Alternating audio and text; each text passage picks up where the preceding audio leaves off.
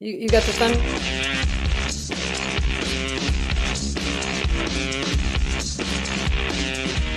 I don't have to tell you things are bad. Everybody knows things are bad. Everybody's out of work or scared of losing their job. The dollar buys a nickel's worth. Banks are going bust. Shopkeepers keep a gun under the counter. Punks are running wild in the street, and there's nobody anywhere who seems to know what to do, and there's no end to it.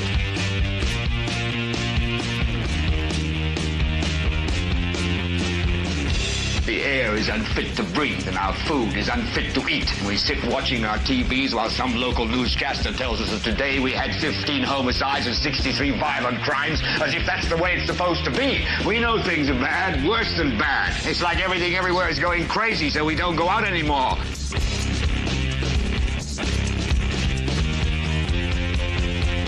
We sit in the house, and slowly the world we're living in is getting smaller, and all we say is, please, at least leave us alone in our living rooms. Let me have my toaster and my TV and my steel-belted radios, and I won't say anything. Just leave us alone. Well, I'm not going to leave you alone. I want you to get mad. I don't want you to protest. I don't want you to riot. I don't want you to write to your congressman because I wouldn't know what to tell you to write. I don't know what to do about the depression and the inflation and the Russians and the crime in the street. All I know is that first, you've got to get mad. You've got to say, I'm a human being. God damn it. My life has value. So, I want you to get up now. I want all of you to get up out of your chairs. I want you to get up right now and go to the window, open it, and stick your head out and yell, I'm as mad as hell, and I'm not going to take this anymore. Well, hello there, ladies and gentlemen, and welcome. It is the 371st episode of the Political Spotlight. I'm your host, Kristopher H. Bilbrey. Welcome. It is Wednesday, January 15th, 2025, as we broadcast this to you live. And if you're watching live, we welcome you. Thank you for giving us a little bit of your time. Producer Kate, as always, is down at the controls, making sure that we look good and know what we're talking about and making sure everything's going smoothly. So thank her for that. We thank you for being here. Welcome to everybody. We're so pleased that you're here with us on this rather chilly evening. We're going to try to keep you warm with all of this rage that we're going to be filling you with as we talk to you about the things that are wrong within our local governments here in East Central Indiana. I'm going to have on a special guest, not a special guest. We're well past that. This is like the guest that moves in and won't go away. This is our contributing correspondent, Katherine Callahan. She'll be joining us in just a moment. And we're going to wrap up our little series here that we've had for the last couple of days on Madison County. Everyone's like, Madison County, but we've had kind of a big thing going on here. So for all of you Muncie, Delaware County people wondering what's going on, we're going to be back to Muncie and Delaware County and talking about other places tomorrow. Things will get back a little bit back to normal here.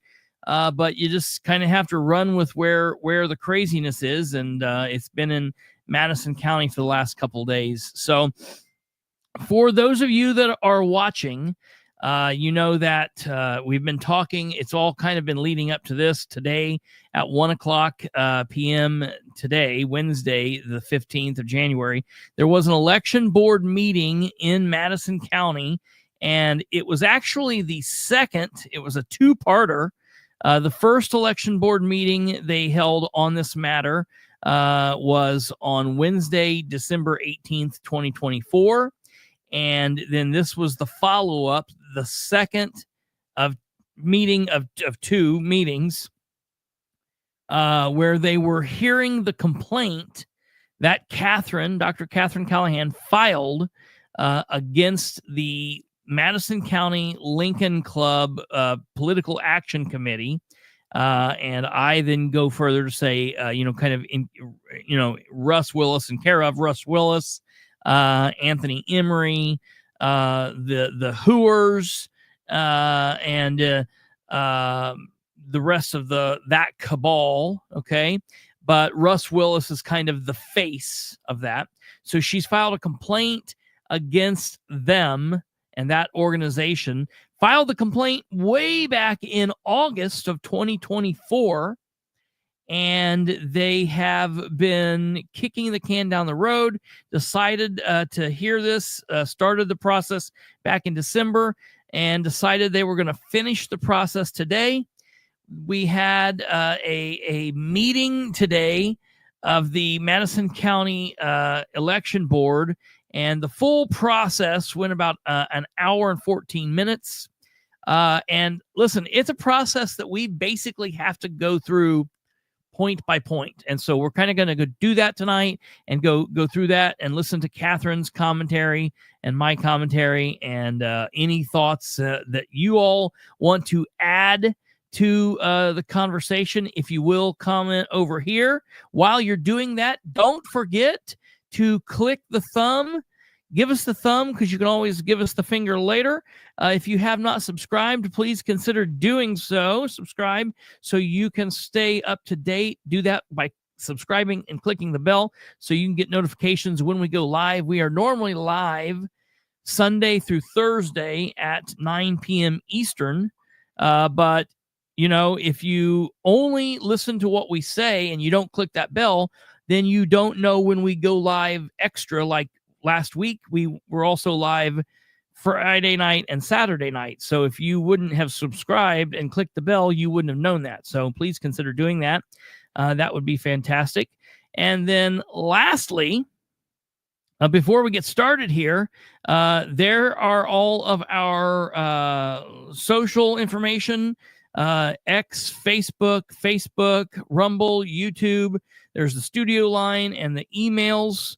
I want to put the little caveat in here that a lot of what we're going to be talking about is going to either be found on my Facebook, Kristopher H. Bilbrey, which is facebook.com, Bilbrey318, or the Political Spotlight Facebook page, which there is no "the" there, or on Katherine Callahan's Facebook page. And you don't have to be a friend with either one of us. They're both wide open, so you can go there and see that. I want to put that.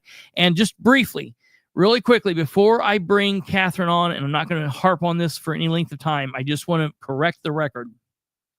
At the end of last night's show, we were talking about whether or not the Madison County Council needed to meet twice a year or meet once a month or something like that. And we were going on the fly looking at a Indiana code 36. I think it was 36.327, something like that. And reading that code and reading everything involved just quickly on the fly made it look like they actually had to meet monthly. So 12 months out of the year. And right as we went off air, producer Kate actually found what we were missing about that as we were starting to get emailed by a couple of other sources. I was starting to get emailed. I think Katherine was getting emailed, and we all kind of found it at once. That is not true. What we were talking about last night only deals with a city that has went Unigov, and the only city that's went Unigov in the state of Indiana is Indianapolis, Marion County. So that's the actually only Unigov city. They're the only first-class city, or any other community. And in this situation, we'll be talking about a county that has over and under certain amount of citizens population-wise, and that the city and the county would have both had to vote on similar ordinances. And to our knowledge, Madison County has not done that, and they do not fit the population requirement. So the information that Todd Culp gave last night when Bethany Keller asked that technically is true. It is true, and they are in the right. And I just want to end by saying this. I'm going to give Bethany the benefit of the doubt. Hopefully she'll speak on this, or someone else will speak. Still kind of a weird statement. This I'm just going to say. We understand that legally they only have to meet twice a month. However, I have never listened to a Madison County Council meeting in which their elected officials, the council, haven't had to approve transfers and new money requests. Madison County government is so backwards. They live month to month to month. They do not live within their budget and within their means. And so it seems nearly impossible that they should be able to go 1 month without a meeting. They need to meet every month to make the government work. And whether they have to do that or not, the bottom line is the citizens of Madison County are paying those counselors for 12 months, and those counselors' asses need to be in those seats 12 months. And if they don't want to be in those asses in those seats 12 months, they need to resign. And no matter how hard I was on Bethany last night, I will say this. I know that Bethany wants to be there. She's asked to be there. And that's why I like Bethany. So I just want to make sure. I was hard on Bethany last night, but for the reason that we have to be hard on everyone equally, but she is the only one out of those people so far. I think Christy Grabowski will show us that she's one too, but out of the old council, she's the only one that seems to give a damn, and we do respect Bethany here. So I just wanted to clarify that. So yeah, it's been a hard 2025. We've taken a couple hits, but that's why you like us, because when we are wrong, we bring it to you. And last night we were reading on the fly, so it's not like something that we were like hardcore pressing on. Reading that on the fly, it looks as if that was in the right. There was just some fine print that I think we missed. But without further ado, ladies and gentlemen, we are going to bring the doctor on, and here we go. Hello, how are you? Good. Okay, so I want to piggyback on the thing regarding Bethany. I did follow up on that, and I sent you. I'm going to send it to you right now because I want to put this up because I want people to understand we don't take this stuff lightly. Like, we do investigate it. This happened late last night. We didn't have time to look in it. Then we kind of caught an error there. So we wanted to get more clarification. So we reached out to Luke Britt, and this was his response to that. When they talked about that the county council only has to meet twice a year, that's to get their officers and then to do the budget. Now, all of us know in Madison County, like you said, these guys can't function month to month, so they have to meet every month. There's just no other way. But if you want to look at what Luke Britt has to say, I just sent that to you in Messenger. Okay, good. Let me get that pulled up here. It's just a real quick snippet, but I want people to understand we do investigate stuff and look and follow up. So apologies to Bethany Keller. I did kind of text a little bit with Bethany, and she said maybe we could have delivered it a little bit differently. But it is what it is. For me, I look at it as a positive because at least Bethany's transparent enough to tell us what the rules are instead of going off and doing things. And then we don't know what actually they're responsible to do. I can't imagine that Bethany or Jody or Christy Grabowski wouldn't meet every month. I mean, those three, I can guarantee you, would do even more if they had to. So pretty much what Luke says is, only the 3 county councils that serve as both the fiscal and legislative bodies must hold regular meetings. That is Marion, St. Joe's, which is up in South Bend, and then Lake County, which is Gary area. The rest of the state only needs to hold organizational meetings in January and a budget meeting / hearing. The county auditor or a majority of the council can call a special meeting otherwise. And then it says, see Indiana Code 36-2-3-7, which is what we covered last night. And I think that these people fall under that 400,000 population is why they are in that area that they have to meet more frequently. So I just kind of wanted to let people know that we did speak with Luke Britt and, just so everybody understands, we got clarification. I know we're here to talk about the election board tonight. However, I would like to start a little bit differently, of course. So I just sent you a thing in Messenger. So today I got a call from WTHR 13, and they were not aware that a private citizen had actually put up the money for um, for the Sumner case. So they did their investigation. They had talked to the marshals, and they said, we want to make this story right. So they actually came out to the Madison County Government Center today at noon, and they interviewed me, and it looks like they interviewed Beeman, and to talk about this. Now, Jenny Brunovich said they've got a lot of leads. She's talked to the marshals, so that's great news. So I just want to play that real quick clip, and Yes, it's loading now. To share this, if you can share this clip, maybe we can generate that. Madison County's tired. We're tired of this political abuse. I think that it was said best when the prosecutor said we should expect more from our politicians. And this is one of those things where, to be honest, Rodney Cummings has failed this entire county when he allowed this elected official to run amok. Yeah, absolutely. And he has done nothing. Rodney has not reached out to me or anybody else. Rodney has not shared the post. As a matter of fact, he's got his own team on Facebook, running their mouths in a negative way. That just tells you what the culture is going on in that prosecutor's office. So I encourage people to share this. I hope we can get some justice. And I honestly hope that by bringing Sumner's home, it will start to unravel whatever this is that's going on in Madison County with children. Because I do believe that there's something going on. I know we don't have to buy a consonant, but I'd like to buy that S back from the end of his name. Oh, do they put Sumner's? No, you do.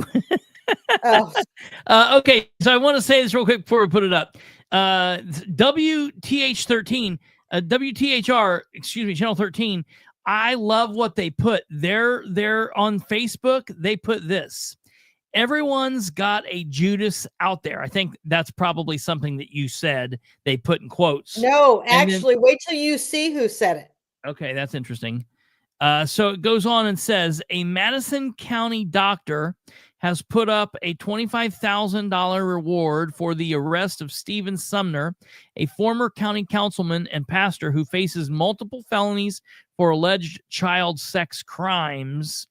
That's their little blurb that they put on with their social media post. Now, let me go here and we'll play their video. And I would assume this ran at like 6 and maybe he's running at 11 tonight. I would hope that it's running maybe both of those. Let me play this part here and we'll get this up.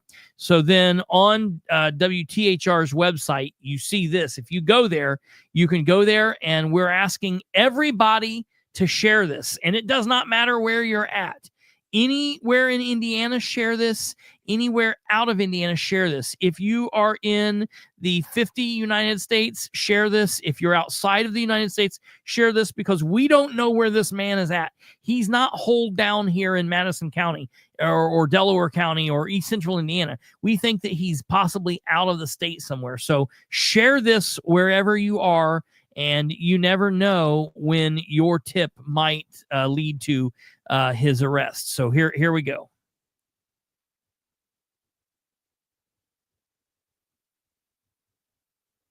Hopefully not. We're going to get blasted by an ad. For the ones. We'll put this down just for a second. Bear with me here. We got to get through their ad. Well, we can Granger. Granger. I gotta care. I mean, I'm excited. Oh, I'm sorry. Did they say that it was put up by a doctor of nursing or something? No way. Oh, no way. Okay, I here can't we go. believe it.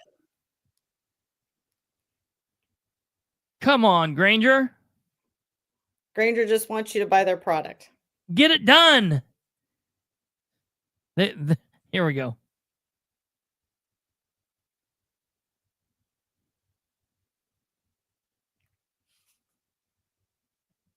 This is what it is. They figured if they put this on there and this would drive him crazy and he would turn himself in.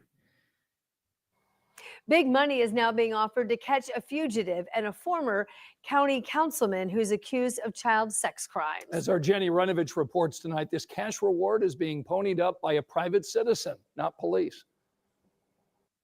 Well, the U.S. Marshals and the Madison County Sheriff, who used to be with the Marshals Service, tell me it is rare to have a reward come from an ordinary citizen. Very rare. We're talking $25,000, all in hopes that this fugitive is finally found. He's at the top of Madison County's most wanted, and cash may lead to his capture. $25,000. That motivates people. As a reward for information. They'll start talking. Everyone's got a Judas out there. We just got to find them. To find 56-year-old Stephen Sumner, a former Madison County councilman and former pastor in Anderson, accused of child sex crimes. He's been on the run since 2023. That's when he didn't show up for a court hearing on 18 charges, including rape and sexual misconduct with a child. But days after announcing a reward, tips are rolling into U.S. Marshals. Anytime you put that kind of money out there, reward, it does generate a lot of tips and interest in the case. I want him brought home. I want him tried in front of the people. And I want people to understand elected officials are not, they're not untouchable. The cash incentive came from Callahan, an ordinary citizen. And yes, that's rare. Very rare. In my 30 years with my previous agency, the Marshal Service, I hadn't seen an individual put up that kind of money. And I said, it's very real. And from there, that's when Sheriff Beeman took it to the U.S. Marshals and said, we need to move on this. Callahan has no direct connection to Sumner's case, but she says he's been hiding far too long, wants justice for his alleged victims. My biggest fear is I have children. What if for some reason he's out there doing this to somebody else? Police say putting up money will get someone to talk. Oh, yeah, that's a big motivating factor for a lot of people out there. And could end the cat and mouse game Sumner's been playing for years. In Anderson, Jenny Runovich, 13 News. U.S. Marshals often pay even more for confidential informants and tips besides the reward. If you can help, we've got the contact information for the Marshals Service posted on WTHR.com. And I'm going to show that really quickly just so everybody can understand what they need to do, what. Let me get this going here. Get this down here. Let me show you where you can call, what you can do. If you have any information, if you know anything, please do not hesitate to call. Okay. So it says, and I'm going to just be really clear about this. Anyone with information on Sumner and his whereabouts are asked to contact the U.S. Marshal Service at 317-903-7693.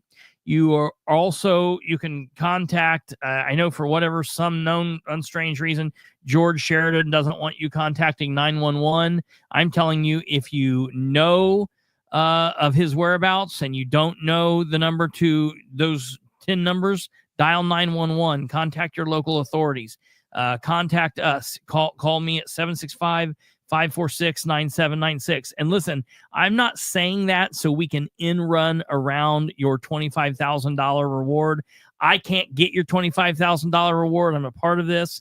If you call me and you lead to us to turning this into authorities and finding him, you will get the money. So that's not what that's about.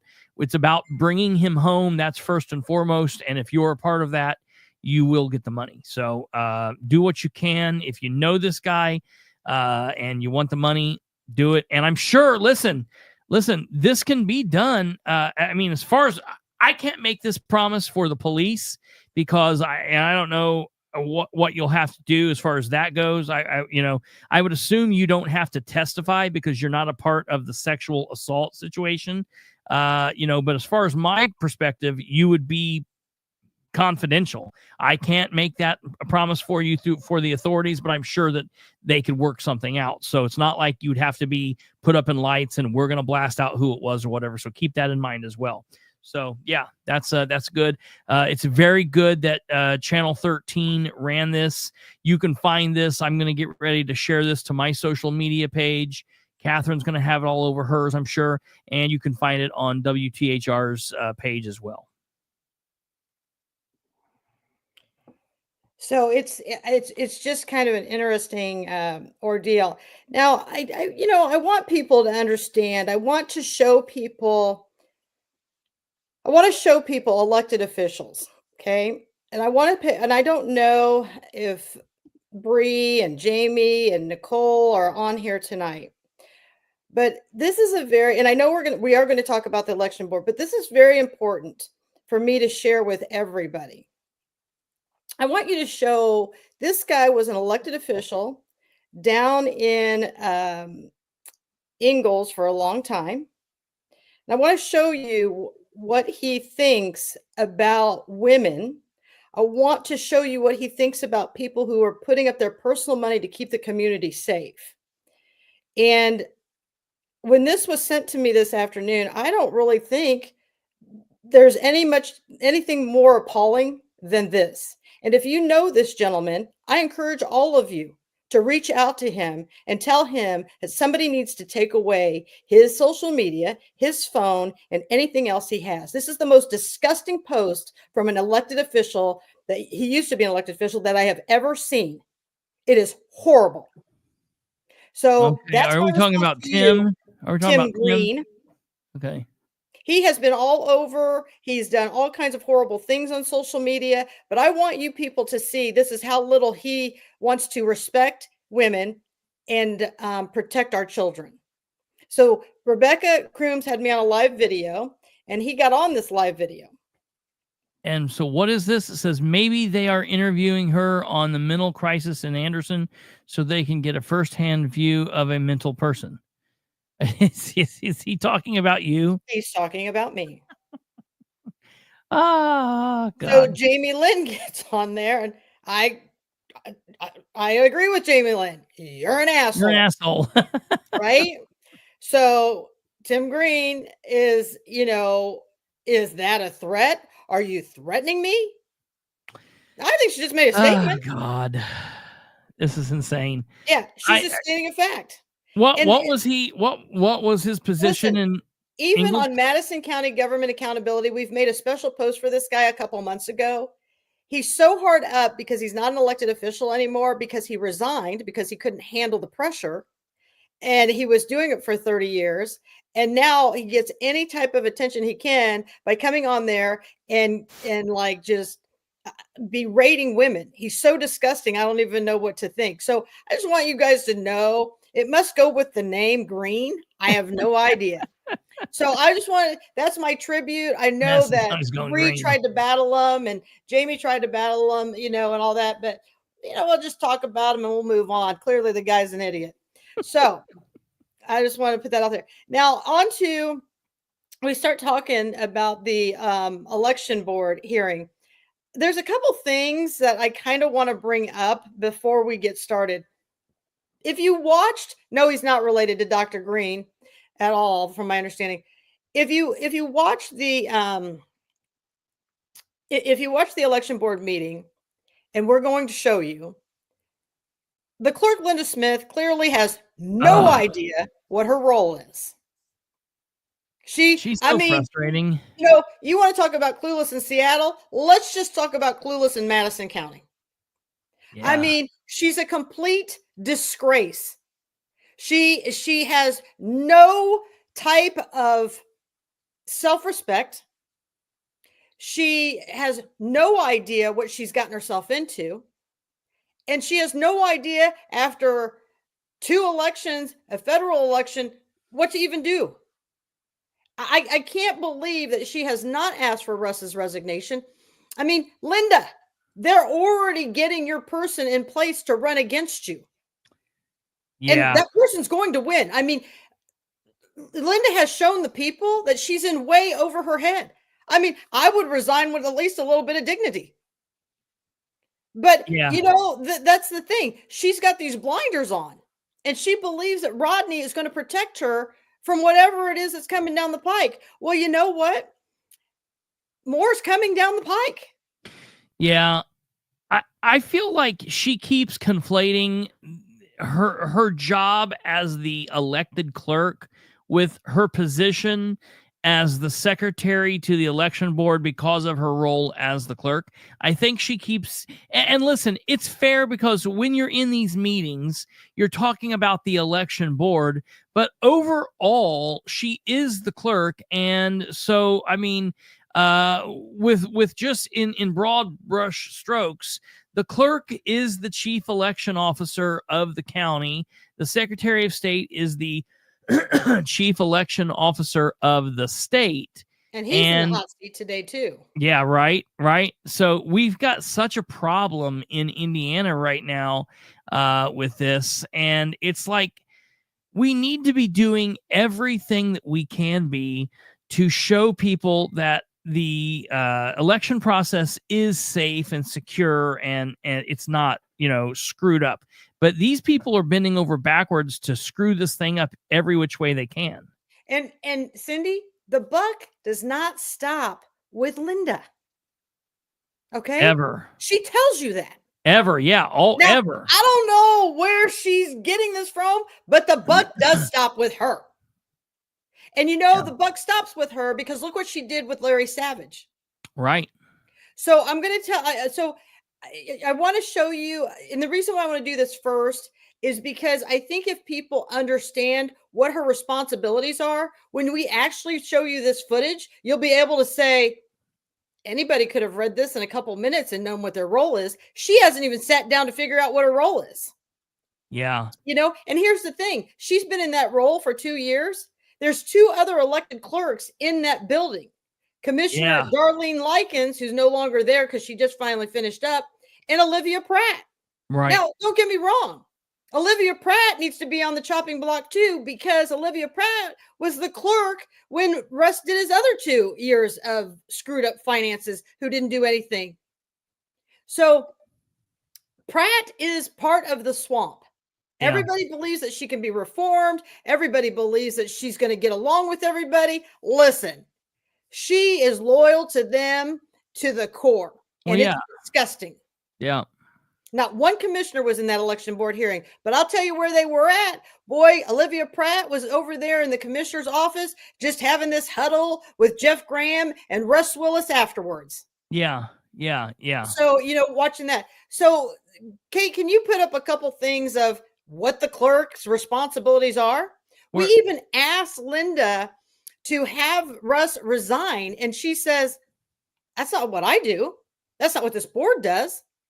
I'm just a member on this board. I'm just a person who sits on the board. No, you're the person who sits on the board who makes sure we have fair election processes. That's what the clerk does. And clearly, what was more amazing is they know that cheating's going on. They even admit to it. Well, we told them to stop. Oh, yeah, right. Okay. So you told them to stop, but within hours you had police all over at Larry's house. Well, where was all this investigation when you told these people to stop and ballots were missing and a single person was transporting the ballots? No. So right here. This was everything I found about the clerk and their duties according to the election board. Okay. And then in general, what does the clerk do? That's further on. We'll get there. Okay. I'm sorry. It was a bunch. The following 3 members comprise each county election board. The circuit court clerk, who is an ex officio, a member of the board, and then 2 persons appointed by the circuit court clerk, 1 from each of the major political parties of the county. Now, let me ask you something. You guys have been watching politics for a long time. Is it usual that also either the chair is also sitting on this, or do they usually give it to somebody else? So here's what happens, and it happens in most of the other counties that I've been involved with. You can have one of 2 things. Generally, the chair feels like too important to be. Russ Willis looks at this as a way to control shit. Yes. Most elected officials, or most of these political officials, don't view it that same way, and they figure they can pull the strings from the background anyway, so they appoint somebody. So, like, for example, in Delaware County, which is, in all realities, it's like a sister twin county to Madison County, similar size, similar shit like that. Okay. The Republican chair appoints a person. Okay. And he's not the chair, and the Democrat chair appoints someone who is not the chair. Now, periodically they'll miss a meeting and the chair will sit in, or someone will resign from the board, and before they can appoint someone, the chair might sit in for a meeting or two, but it's not a constant thing. And I want people to understand, not only does Russ appoint himself, he even appoints himself to sit on there when the accusations are against him. That's the biggest issue. Well, here's the other thing that I'm noticing here. 2 persons appointed by the clerk are the other 2 members of the election board. Yeah. The clerk is supposed to appoint them. Well, right. Yes and no. So they appoint someone from the parties, and then the party is allowed to pick their own person. Right. Correct. And Linda it's doesn't even by know her this authority. They sit there. Linda says, I have no power on this board. Yeah. I mean, this is literally coming out of her mouth. Next slide here. Okay. They nominate a person, and the clerk will appoint them. The county chairman of each major party of the county may nominate in writing a member of the chairman's party for appointment to the county election board. The circuit court clerk shall appoint the nominees to the board. So what this is saying, if I interpret it, the parties can nominate somebody. They can, right? Mm-hmm. But that ultimately it's the clerk. When you have the word shall, she's the final. The clerk shall, and the clerk. So take that shall out and put must. So exactly. So whoever they appoint, she has to put on the board. To appoint, yes. Right. But it's still by her authority that they're there. Yeah. So she could actually decline somebody. Because it should be open for a suit. I don't know that she can decline somebody, but I do think that they can vote to have someone removed. Oh, absolutely. They absolutely can. So then a circuit court clerk shall remove any member of the county election board upon the request of the county chairman of the political party that nominated that member. The clerk then shall appoint a new member nominated by the county chairman. Do you see this corruption? Yeah, that's the problem. That's the problem right there. Mm-hmm. In case of a vacancy in the office, either appointee of the county election board, the circuit court clerk shall within 5 days send written notice of the vacancy to the county chairman of the appointee's political party. And do you see how removed it seems to be?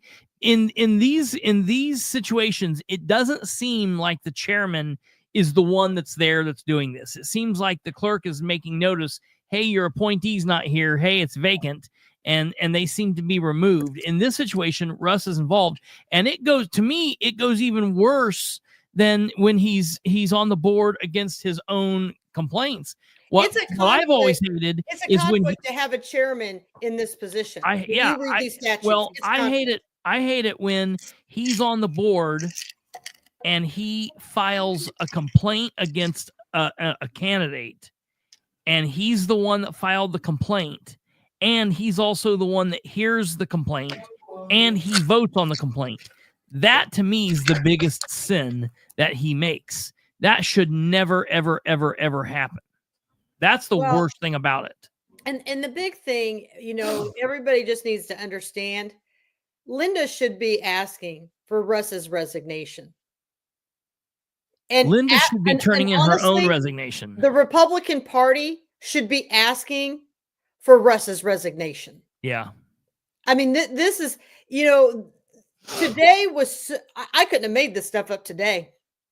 Yeah, it was nuts.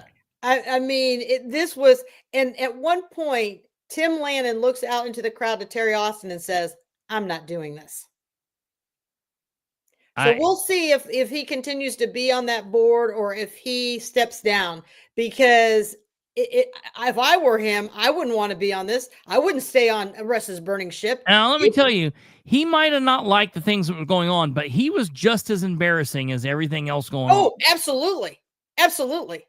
Because he knows it was dirty too, and they're admitting to it. Yeah. And he's an ex-congressman. Yeah, That's right. how disgusting this is. The members of the county election board shall select one of the appointed members to serve as chairman. Okay, so that's when they vote amongst themselves. Okay. And she shall be the secretary. Each county election board shall keep minutes. Okay. The court clerk shall permanently retain the board minutes.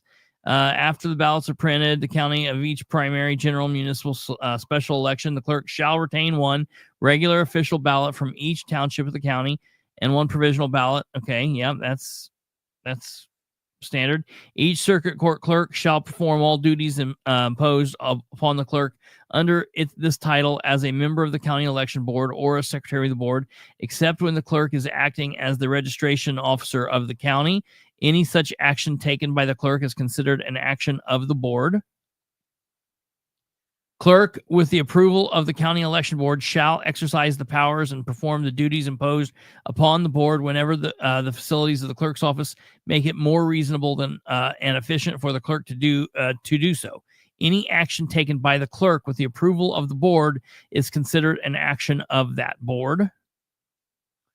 The county election board determines that they are, if the county election board determines that there's a substantial reason to believe an election law violation has occurred, it shall expeditiously make an investigation. I don't think that they expeditiously made it. I want people to understand this. This says it shall expeditiously make an investigation. This comes up in the meeting, people.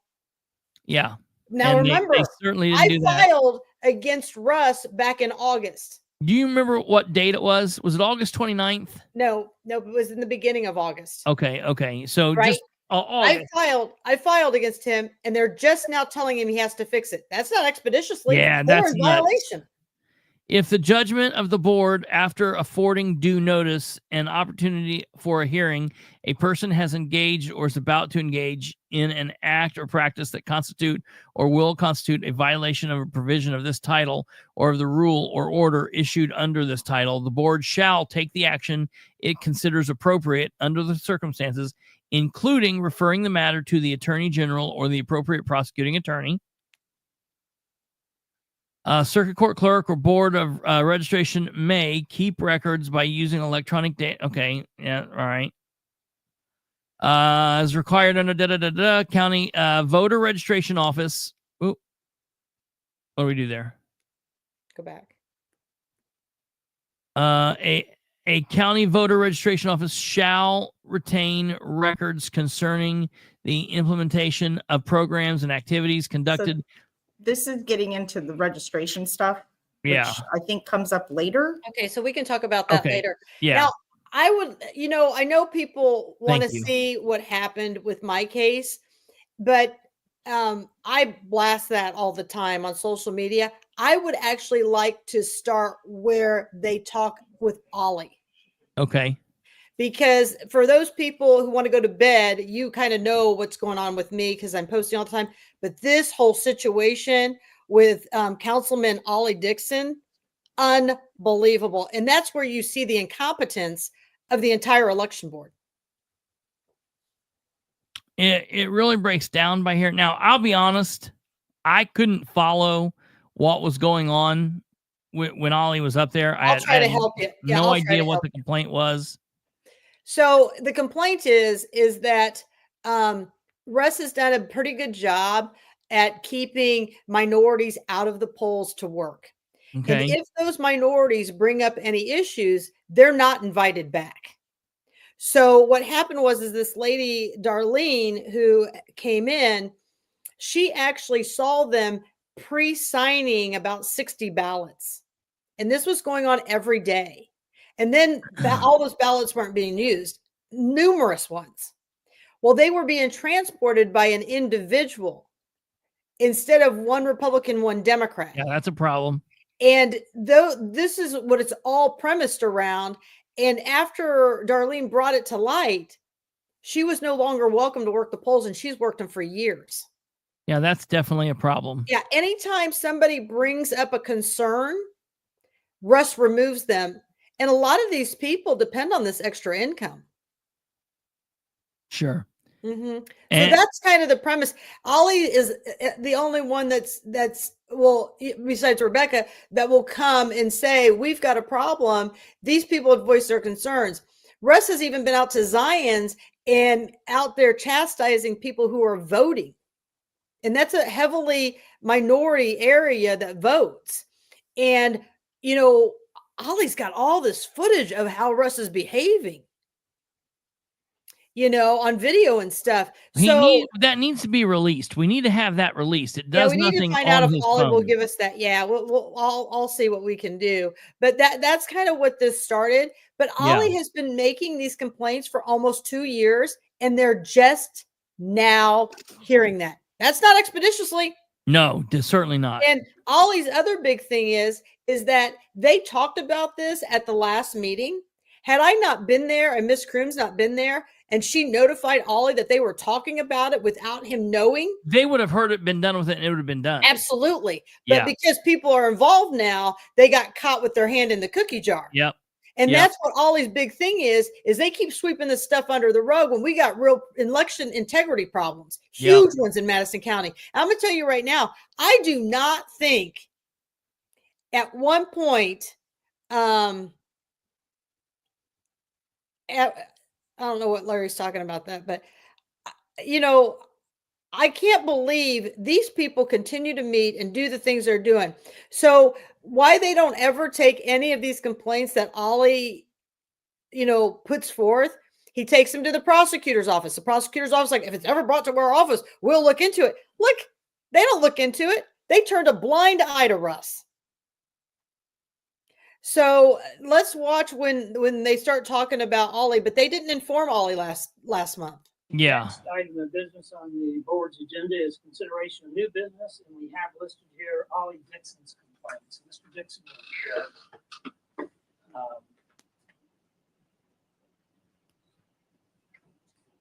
we need to have him sworn in. I think maybe we should.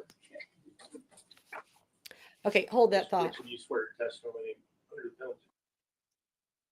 I want everybody to understand that in the beginning, they didn't swear any of us in for the last meeting. And because that was an actual finance violation. So that was an actual thing. So I just want everybody to know that them swearing them in now, this is not the time that you would be swearing. They don't need to swear any of these people in. The statute regarding AOPA is specific to campaign finance hearings. So now, because we've made it in the finance, they've made it a big deal here with these guys, and it's not necessary. Yeah, you'll hear it when we go back to her part of the thing. They were so unnerved by what Laureen was saying to them that it flustered them. And I won't be surprised if they make everybody swear in for the rest of forever at all election board meetings, because nobody knows what's going on, because they have no clue what the hell's going on. It's hilarious. And Linda clearly hasn't taken the time to actually go to the classes and learn this role. Yeah, right. It's funny. Oh shit, what happened?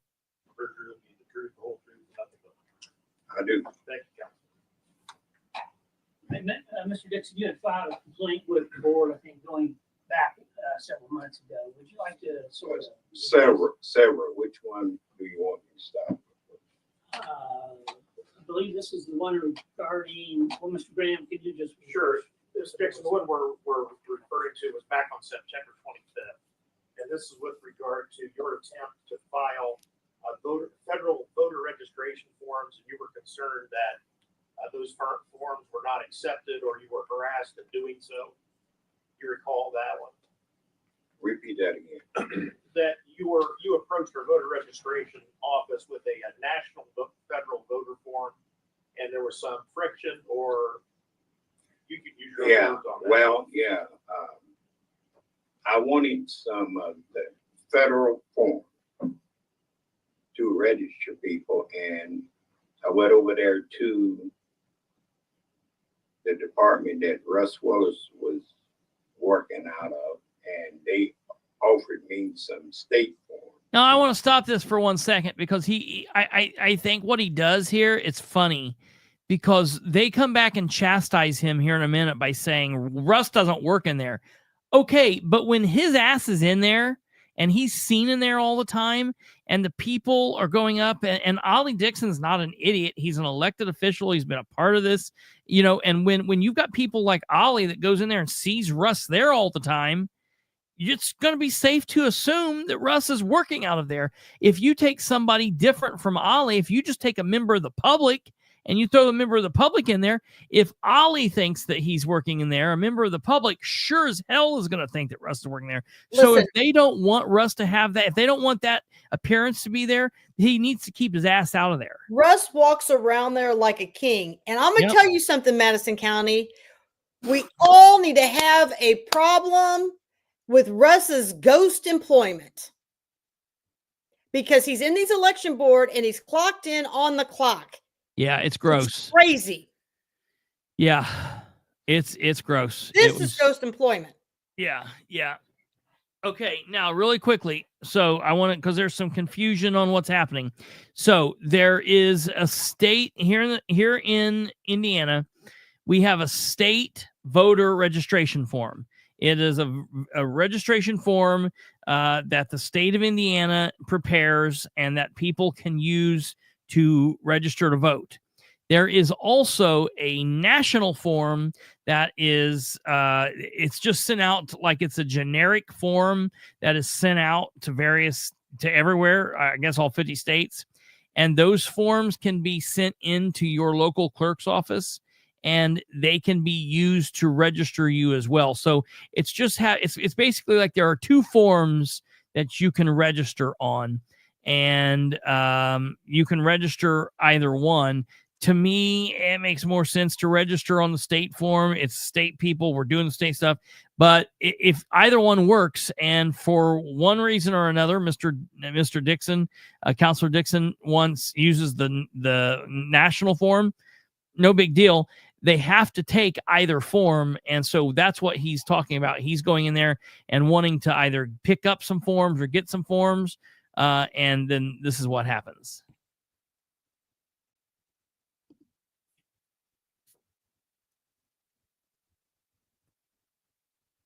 And they would not, at that time, let me turn in the federal form. Oh, he couldn't turn in the national forms. He was wanting to turn them in. After talking to Linda Smith, I was told, allowed to turn in those federal forms.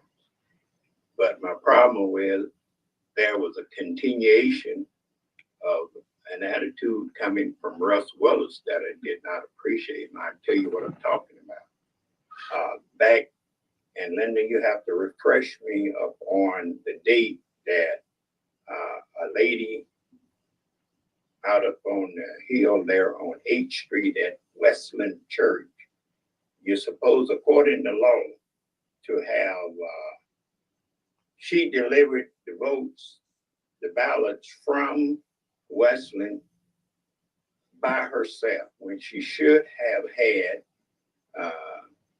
every political party with a representative come bring those ballots from the church, the balloting place, back to the election room.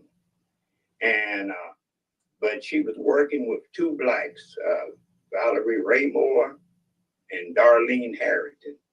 And she would not let them in the vehicle with her, and she would not get in the vehicle with them. Now, she brought them up here by herself. She could have done anything with them, or could have added or deleted some ballots. I went to Russ Willis, me and Rebecca Crooms, and I filed a complaint. And as of today, I requested, I demanded a resolution in writing. And as of today, I still haven't got an answer in writing. Now, on the other hand, a young man made up some applications, voter registration and absentee request. And he gave me a copy of it, and I gave that copy to Prosecutor Rodney Cummings. Now, for some reason, Rodney Cummings and RUSS WILLIS got together, and they had accused, in my opinion, questioned me and Rebecca Crooms as to where these applications came from. Well, I told them where they came from, and they were not submitted into the election room. And even if they were, they got a right to throw them out. But what they did, they tried to get the young man, they threatened him, and he ended up taking a misdemeanor. But on the other hand, the woman that brought those votes, those ballots, back down to the election room by herself, she was white. This young man was black. Okay. I understand what he's saying here now. So basically what he's doing, and this is what I didn't follow, and for anyone out there that maybe have the same problem, maybe I'm just the only idiot. So the complaint that we're here to hear today is the fact that he went to take some registration forms to the registration office and they would not accept them. And they gave him a hassle over it and gave him an attitude. And then later he talked to Linda and they eventually did end up taking them. But he was basically complaining at the treatment that he was getting from RUSS WILLIS at voter registration.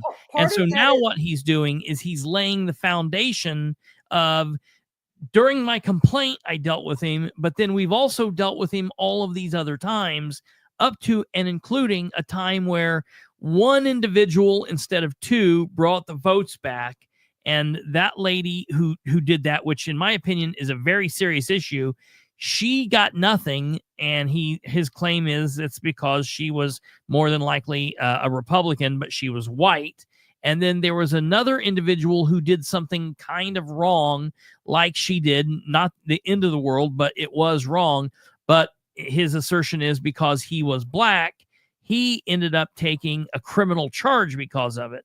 And so he's saying that, he just does not like the difference in how various people are handled and punished, which I agree that should not, that's stupid. And here's the thing. These are actual polls. Like the election is actually going on, people. This isn't like a test site. This isn't like we're testing ballots or machines, right? Now here you've got Larry Savage. We're in a testing site.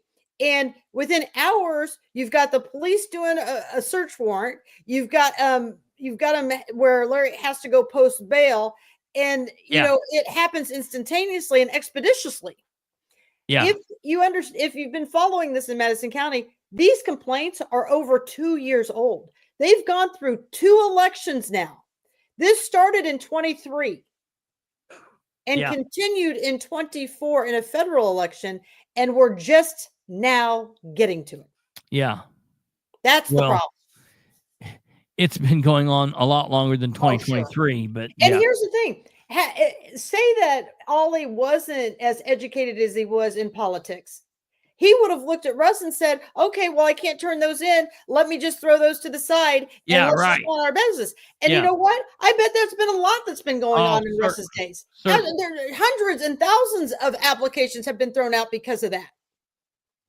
I mean, Russ stacks this deck with his own family. Yeah. That's a problem that he's putting them in voter registration. His own daughter is in there. Yeah, right. His daughter is on Social Security, from my understanding, and she's getting that from the assessor's office.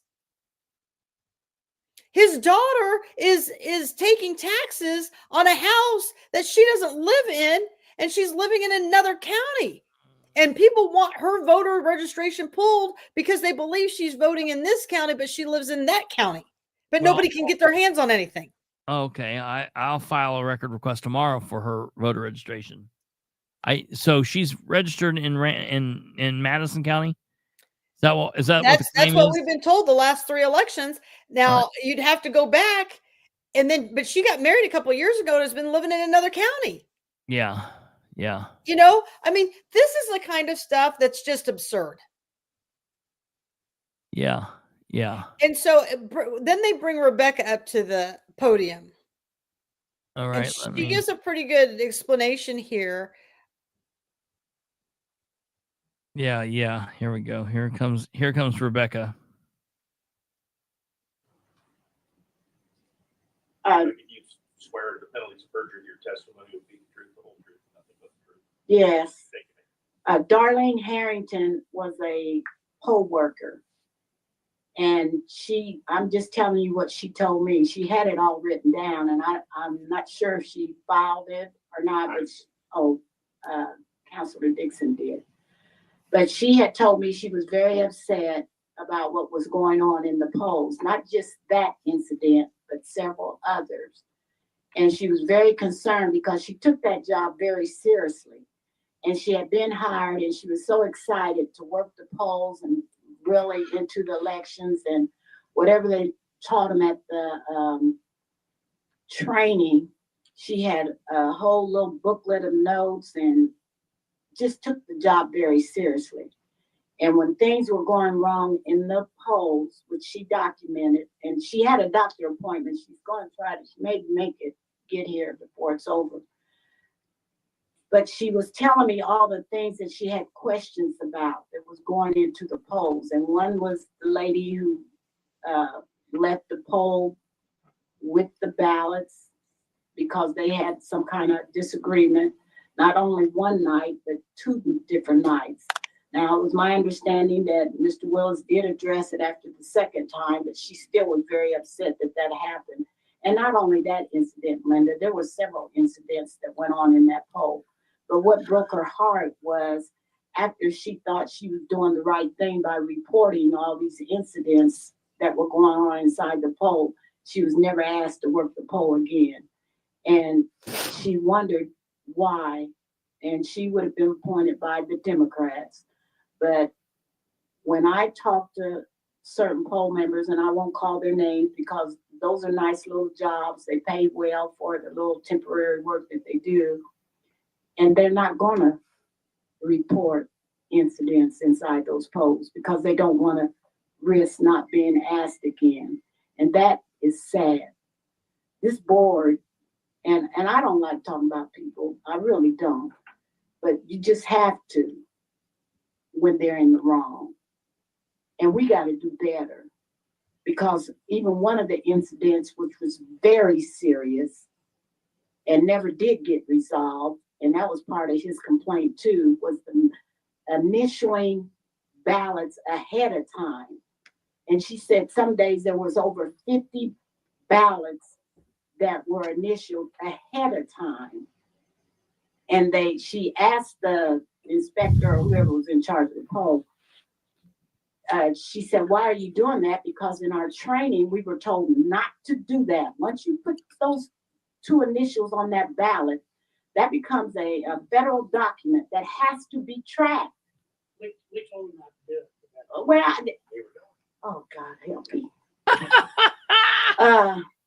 can you tell me, because I'm looking at the document, maybe Ollie can tell me, that you filed on October the 29th in my office, and you asked me to email it to a group of people, which I did for you. But it says this was on May the 3rd, 2022. Is that correct? This happened in 2022. You hear that date? So yeah. You don't know what I'm talking about? Do you want to see this? Because this is the complaint that you gave me. Well, let me finish telling you what I'm talking about. That's when that May 22. That was when they had the ballots. pre-market. Yeah, but they continue to do that. Yeah. He knows that, and you even said, Mr. Willis, that a couple won't hurt, but they were told in that training not to even do one. But she said this happened over a several day period. But the problem with that was, I told her when she called me, I said, report it to your inspector or whoever. And Mr. Wilson probably come in there, which he did. And when she told me it was still happening, I said, well, when they come back the next morning, just ask your inspector, are they keeping a report of it or whatnot? And so she called me. She said, I asked them, and they said they came back. They already took care of it. So that was the year they had the recount when the mayor only won by supposedly 40 votes. So that was in 23. That was that year. There was no documentation of extra ballots being taken to and from that courthouse. What should have been done, if they say they had made some up or something went down and they had something made up, there should be in some type of documentation. We got X amount of ballots here with initials, and a Democrat and a Republican should have signed off on that, and that should have been tracked from that point on. Where they went, when they come back, it should have been signed off again. That documentation did not exist. So these elections here in Madison County, there's questions on both sides, Democrat and Republican. And we have got to do better if you want to restore the integrity of these elections. I know what I've seen and what I've been around. So I don't have to sit up here and make up stuff. And as far as what Ollie, here's Darlene, she can tell you herself about these ballots and how they hate this. It just broken her heart. Look at them; they're all Yeah. right. Me feel bad. They're right. I'm the one that Yeah. They know what they've been doing in the process. Yeah. They make like they can't never find nobody to work, and that is a lie. Every election, people are asking me, how can I get to work the polls? How can I get to help? And then I see in the paper where they say they can't find people to work. They can't find people who keep their mouth shut and not say anything to work. That's all Russ Willis. And you want me to give you the perfect example? You want me to give you the perfect example of what's going on when he's doing that? I'll give you the perfect example. Give me 1 second here before we go on with this. That is exactly Russ. And I've heard them do that. It's not just done in Madison County. It's done everywhere. They always keep the same damn people doing the same thing. It's this right here. Let me show you right here. This is the perfect example of what goes on. Remember this? A courthouse office job may be available soon. Want to have a list of people interested? Contact me personally if interested. And that was put up by Russ Willis. It's the same damn thing he does with the election. He knows the people, and Rebecca just said it. I'm glad she said it, and she said it on the record. I'm glad she said it in there. It's the people. They make a list of the people that they know knows what to do. They keep their head down. They keep their mouth shut. And they don't make no problems. And for the people who make problems, look, if you're black and you go in there and you don't say anything, you probably will work again. Yes. But if you're black and you're going to go in there and you're going to raise a stink about something, you're not going to work there next time. And that's how they have it. That's how they do it. And it's the same mentality here that we see with this post that he made about this job. Let me tell you something, people. You know who's working those polls? It'll be Rob Still, who's off on an off year of election. It'll be Kelly Hewer. It'll be they recycle each other. It's so disgusting. Yeah. You know, and Darlene, she's worked those polls for over a decade, and all of a sudden she's not welcomed back. Yeah. Look, and I want to be real clear here to a lot of people, because I'm not somebody.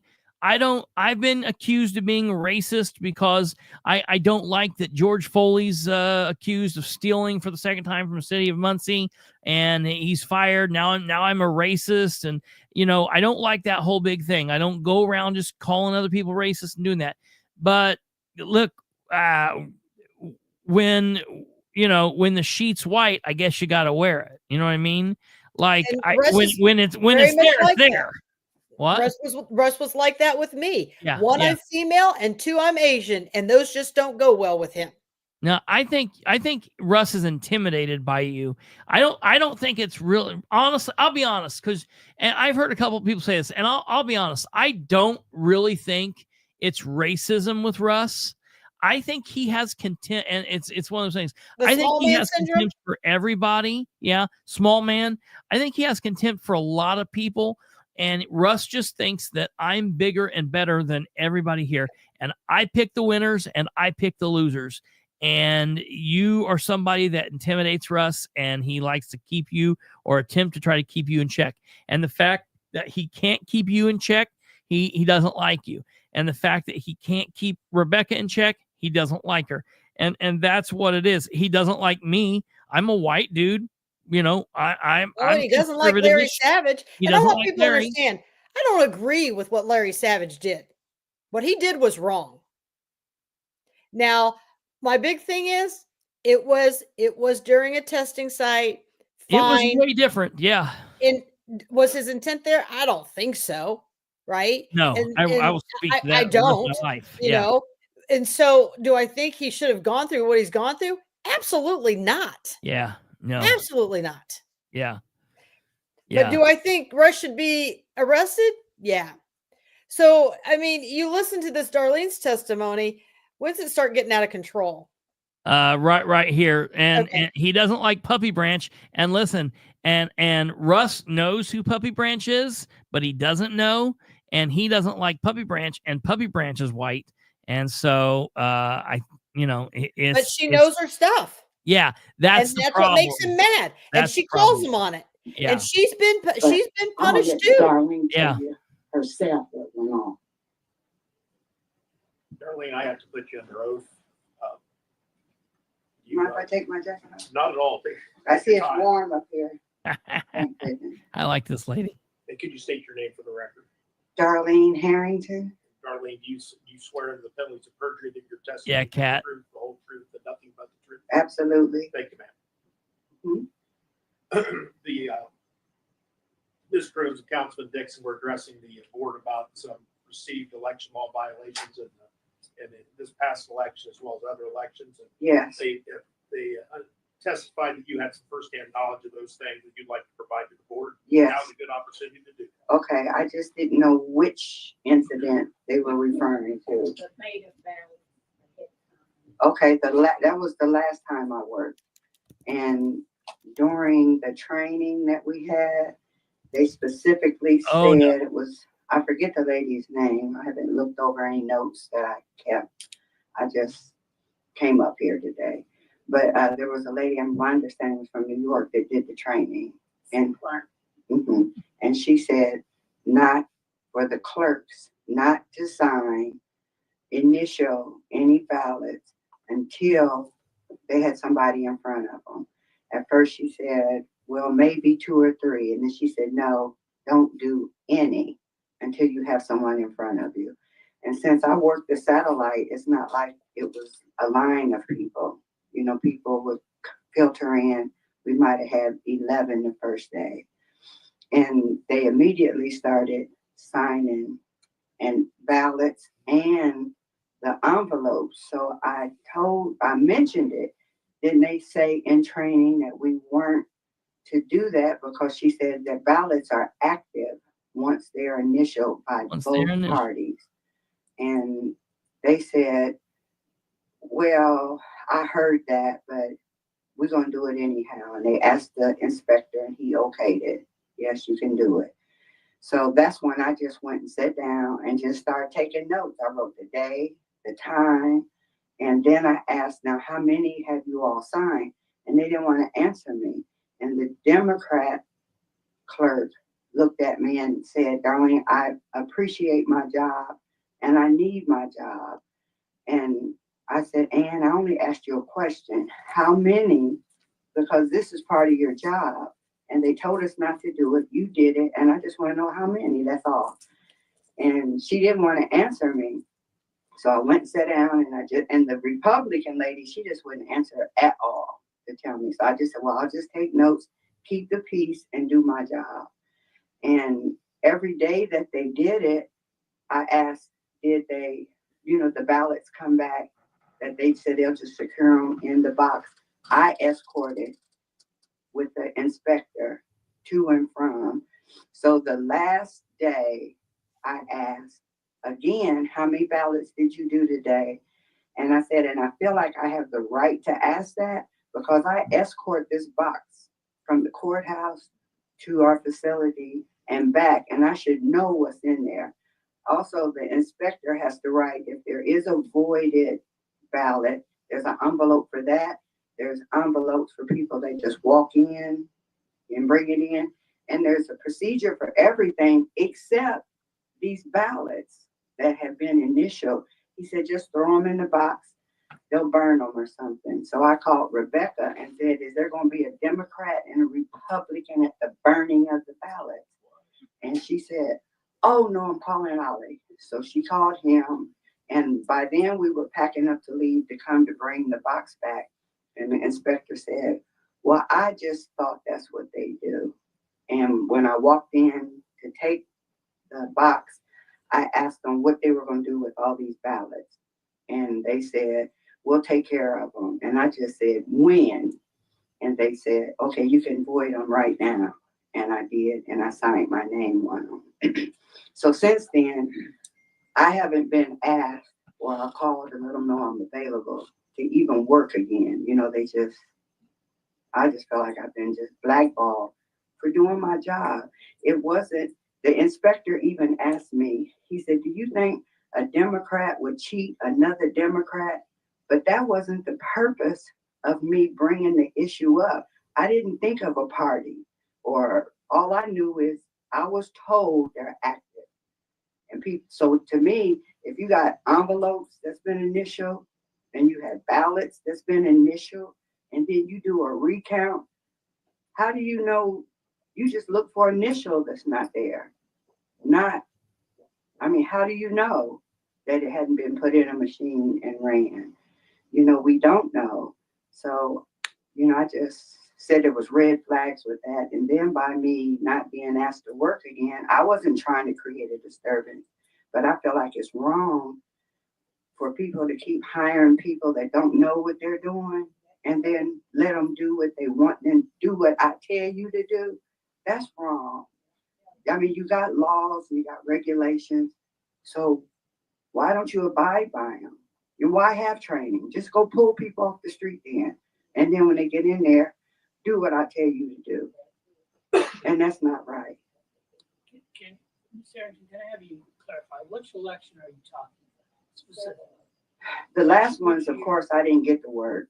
So not 24. No, it was the mayoral. The mayor, yes. Was it the primary election or the? For the mayor. Well, no, but there's both a primary and a general election. It was the primary, where they had the actual pick the. Because they called me on your this. party, who you want to run for mayor. I do remember that. What was the site? Where did you work? It was the church on Rabel. No, Wesley was the other incident. Wesley. Not Wesley. What's the church right there across from Grandview Golf Course? It's the golf course and it's the church right there. The First Baptist Church on Rabel? Yes. That's where we worked during that incident.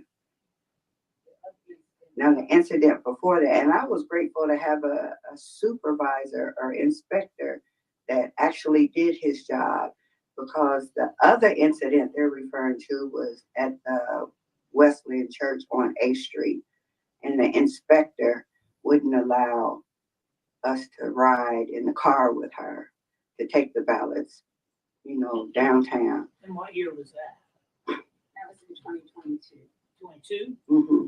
So yeah, and then she would take the ballots. Where and was she'd that count them at? all day. She was in the box. What? Where was that at? Linda's like, oh, that's in 2022.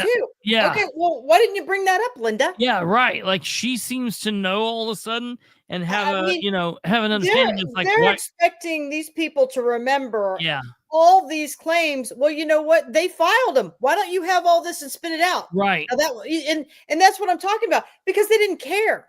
This election board could care less if there's cheating, as long as their people are winning. That's all that matters. Yes. Yes. Yes, absolutely. I mean, 100%. after watching this, I don't think Lisa Rinker lost. Very good possibility. You know, just constantly over and over. And I know we are to count maybe an hourly and keep record of, make sure your tabulator and everything is correspondent with the ballots that's brought in. But to just sit and constantly do it and walk out the door with the ballots in your hand was out of order.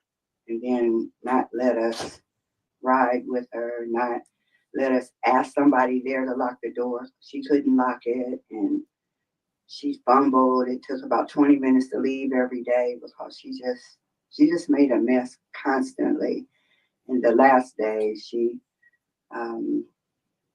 just had told the other ladies, I'm gonna get rid of these two when they come in. And they told us that after she was just on us about things that weren't true, and said I called downtown on her constantly, and I told her I did not do that. And she was saying, yes, you did, yes, you did. And I said, no, I didn't. Now you're calling me a liar. I did not. And then she was saying, yes, you did, because I seen this man come, which was him, to bring you water one day, and I've seen him on TV before, so you had to call downtown for him to come. And I said, no, I know him. He's in my phone contact as a friend.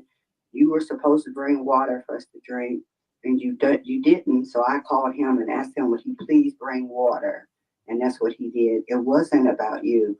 I needed some water. So she kept on, and I told her, hold it. I'm not going through this today. I never called on you, but I'm telling you now, I'm calling. And I called Rebecca, asked her the clerk's number, and called and told the clerk I shouldn't have to work. I love this lady. And I'm tired. And so Russ came. They asked for Ludy's number, and they called Ludy, and instead Russ came and took her and talked to her. And that was in 22. Yes. Mm-hmm. What was the end result of all of that? Well, she got fired.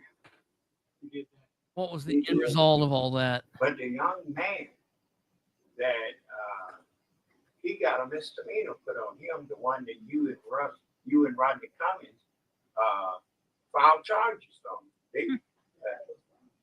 That was absolutely wrong. Those ballots was not submitted in there for consideration. No one voted. You accused him, and you had him found guilty of a misdemeanor. I mean, when are y'all gonna? Russ can do anything he want to do at all times. When are y'all gonna remove him? He's harassing, discriminating. I got here on April the 29th of 23, where Russ Willis at Zion Church, and he tried to intimidate me and him. I can show you. I love this dude. I told him, you are harassing these people. You're threatening them with jail time, and I come to you, Linda, every time. Now you want me to specify every incident? No, this man is wrong. I don't. You have it written here, and so I just needed to get But I can come to you half a dozen times. You ain't done nothing. I've recorded it to the board, and I've sent it to, let's see. You never gave me written answers of the complaints I made. It's up to the board to give you written answers. Well, hell, where y'all been, Tim? And our attorney is. Huh? But she never. They promised me and let me ain't done one damn thing. You understand what I'm saying? Ollie, please. We're trying to move the meeting along. I hate Tim Lanane. When are we moving the cross? What? I get tired of racism. You understand that? I understand what you're saying. But we're trying to have a meeting here. So if you're done with your testimony. He's so afraid of everything. Not that I can think. And then I asked you. Yes, I would like to be considered to work. The lady that was fired, when I first worked with her, it was my first time working the polls, and things were done that seemed like they weren't right. And I had to read the manuals, shut down the machines until somebody else came to help us clear the machines, the tabulators. And so I've done all aspects of work because she didn't seem qualified. But I said, okay, she's a Republican. So I guess that means she knew whatever she wanted to do, regardless of what was said to be done. And I didn't say anything. I appreciated the job, but I just feel like it's just terribly wrong when people know their job or you learn their job, and because you do your job, you dismiss. All right. Well, I gotta apologize, but I still feel bad about it. Russ was out here on April 21st, April 29th, and I can show you, I got videos with the audio and all. I don't know how to work the thing. Y'all have to show me how to do it. Well, he was basically taking pictures. Black folks who went up inside of Zion Church, he told me I couldn't be in there. I got to be 50 feet away from the doors, and I was 50 feet, but he wanted me out in the parking lot, and he had video. I got videos of RUSS WILLIS and his attitude. And I complained to whether I put it on paper or not. At least half a dozen times I put it on paper, man. I can't remember every time specifically when I complained to you about RUSS WILLIS. Pause this real quick. I put up the definition of expeditiously there, and Alva just beat me because I was going to do the same thing. So I put up expeditiously, which says adverb with speed and efficiency. The directors will move expeditiously to reach a conclusion, and Alva corrected me. Alva put up expeditiously, verb in Madison County within 3 years' time. I mean, this is how crazy this is. Yeah, it really is. It's time. Yeah. It gets better, people. If you're it gets so much better. It breaks breaks apart here. You work hard, never had a problem until RUSS WILLIS decided he was going to take over. And people at times are afraid to come to Zion Church. The older people. Harry, that's Here's correct. RUSS WILLIS with his camera. These people's catching hell living. They don't want to be here. Man stand out there and talk to them about sending them to jail on voter registration. And y'all need to stop this man from messing over people. People got a right to vote, and they shouldn't be harassed at them polls. Y'all know he do it. Is every person coming to you, Miss Callahan, Ollie Dixon, Rebecca, is everybody wrong? No, in fact, we just made a finding that We Ms. can't all Callahan's, be wrong. Complaint was sustained, that there were deficiencies, the reports were wrong. So With no consequences. no, we're following the law. No, you're not. Well, I'd like for you to show me the law that says they're not. How given about this 5 law? days to make the- You guys have the right to have Russ removed. Why not remove him? Amen. He continues to violate We have that everybody's power, rights. Mr. Graham. Yes, you do. As a board, you can vote. I'll take a look at that statute. I'm not. Well, you already talked to me in the hallway about it on the canvassing day. You know you have that right. And do like you did Larry. Do like you did Larry. Put Russ in jail. Yeah, send out somebody to ravage his house. Doing this for hours on it. Ollie, is there anything that you want to say other than? Yeah, Hey, what I Russ want needs to to say leave. is one other thing. Because we need to bring this back. Linda, do you remember that the gentleman, I was there on the second floor, the guy come up with a whole bunch of signs in his hand. And trying to keep him out of trouble, I just said, hey man, you can't bring signs up here on this second floor. And he just waved me off. And I'm trying to help him, but he comes to the clerk's office up to the window, and I followed him there, and I said, hey, you're going to get in trouble with those signs. He told the clerk to call security. What the hell is wrong with him? Call security. And by that time, I believe Heather come over anyway and explained to me he was from what department or what? Secretary of State. Secretary of State. Okay. Well, if you had said that in the beginning, I could have understood it. But RUSS WILLIS, and you guys already told me you don't have no clothing, no shirts, you don't even talk politics during election time up on the second floor. So do you understand why I'm being treated different than this gentleman was? What I recall from that, I know I wasn't in the office that day, but you came and talked to me about it. Yeah. And I also talked to Prosecutor Cummings about it, and he had discussions with you. So I'm not sure what your discussions with what. Well, I can tell you what Rodney Cummings told me. Rodney Cummings said it was wrong, and you go and clear that up with Linda Swift, the clerk down there. And then after that, I asked him, who can I get a written resolution? Who would tell me what did they find? And I asked you, and you said you would send out a written notice. Did you? Right. I referred it to my attorney. I referred all of your incidents to our attorney, and I know he's been working on this. There have been many, right? But Many yes, but you've been many, but even Ms. Callahan, why you put me on the back burner? Why? I mean, look how every complaint I give to you guys, y'all don't do a damn thing about it. It's time y'all live up and down your job right. You're saying y'all, but you're only referring to me. She is so. He's been calling Russ out the whole time. Yeah, she's too sensitive. She is too sensitive to work in the position that she's at. She wants to be the princess. Yeah, this makes me. It's not sensitive. I mean, it's ignorance. Yeah, right. And she loses it from here. She goes crazy. She actually tells Tim to shut up here in a minute. It's hilarious. Please let me speak. These are complaints to the election board. Right. Okay. Okay, so now she's in charge. Yeah. This board is a body. They make decisions. Okay. You're the clerk. What's your affiliation with him then? What's my affiliation with him? We sit on the same board.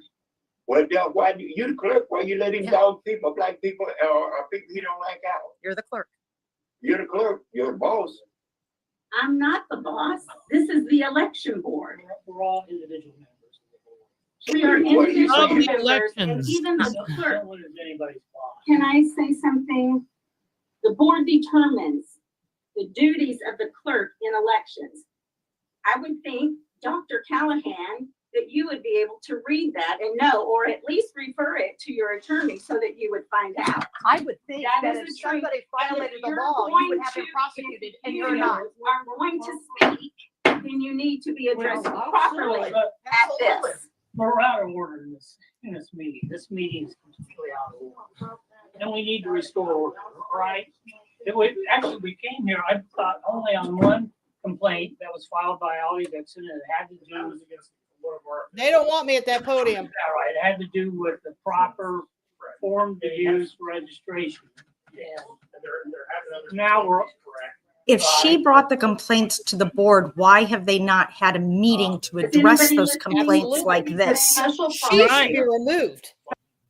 Right. Yeah. She's either lying, or she is not doing her job. They're admitting for years they haven't been bringing these complaints up. The state should intervene and have her removed. Problem is there's no mechanism for that to happen. We got nothing at the state. Absolutely. The problem is this is the problem. The citizens of Madison County are okay with this, or they will remove them. And that's the bottom line. She's going to come up for an election. We have an off year this year, and then she's in the hot seat. In less than a year, it'll be her time to be in the hot seat. People will be filing to run for office, and people need to be deciding now. You can't wait until this time next year to decide. You got to start it now.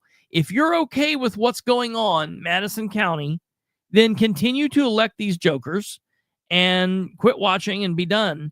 Or if you're fired up about this, it's time to get your brothers and your sisters registered. It's time to get your neighbors registered. It's time to quit sending stupid ass cat memes and shit about nonsense on Facebook and X and all of that. Start posting your thoughts and your feelings and getting people educated, getting them registered to vote, and getting their asses to vote in May and in November and get it done. That's the only way this shit's going to change. And I want to tell everybody.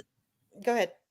This is also the time for residents of Madison County and voters in Madison County to be thinking about whether they want to run as clerk. Yeah.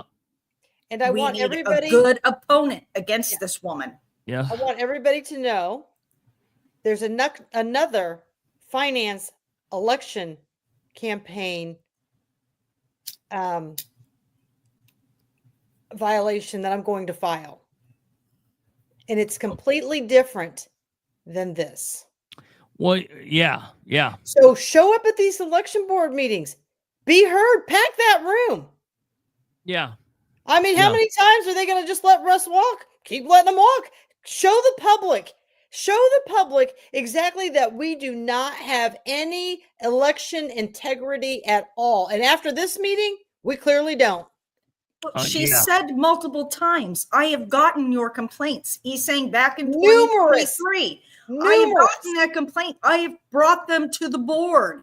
But the board has never brought them in front of the people. Correct. And if they are brought a complaint, they have to address it. Even if they walk in and go, yep, no problem. I mean, you've had that happen, Kristopher, right? Yeah. But you brought a complaint and they heard it. They look at this one. I had to beg, borrow, and plead for them to hear this case, and I filed back in early August. Yeah. Yeah.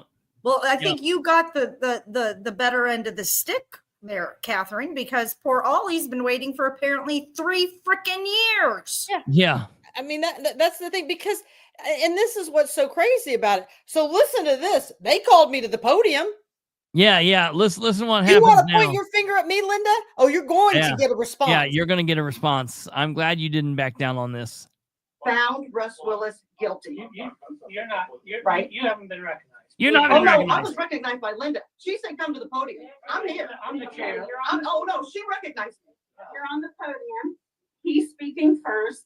Go ahead, please. Wow. I'm not sure. She can be in charge. This is what I mean. None of this is that Linda can't do it. It's that Linda is ignorant and doesn't know how to do it. Yeah, right. She can, when she wants to pick and choose and show herself, this is what she does. Yeah. Now you all see the game she's playing. Oh, poor me. Let me put my hairband in. I'm not here. I don't know. Well, you know, give it a break. Look at her. Right. That's no Christian sitting up there. Yeah. Ollie on this one. The one that we were noticed to hear was the one that you filed regarding the reports that you attempted to file. Yeah. You did throughout the election season provide complaints to the clerk, and the clerk provided those to me for investigation. I do know that during that time, I was advised that during the election season, we were not going to have a lot of time to look into this.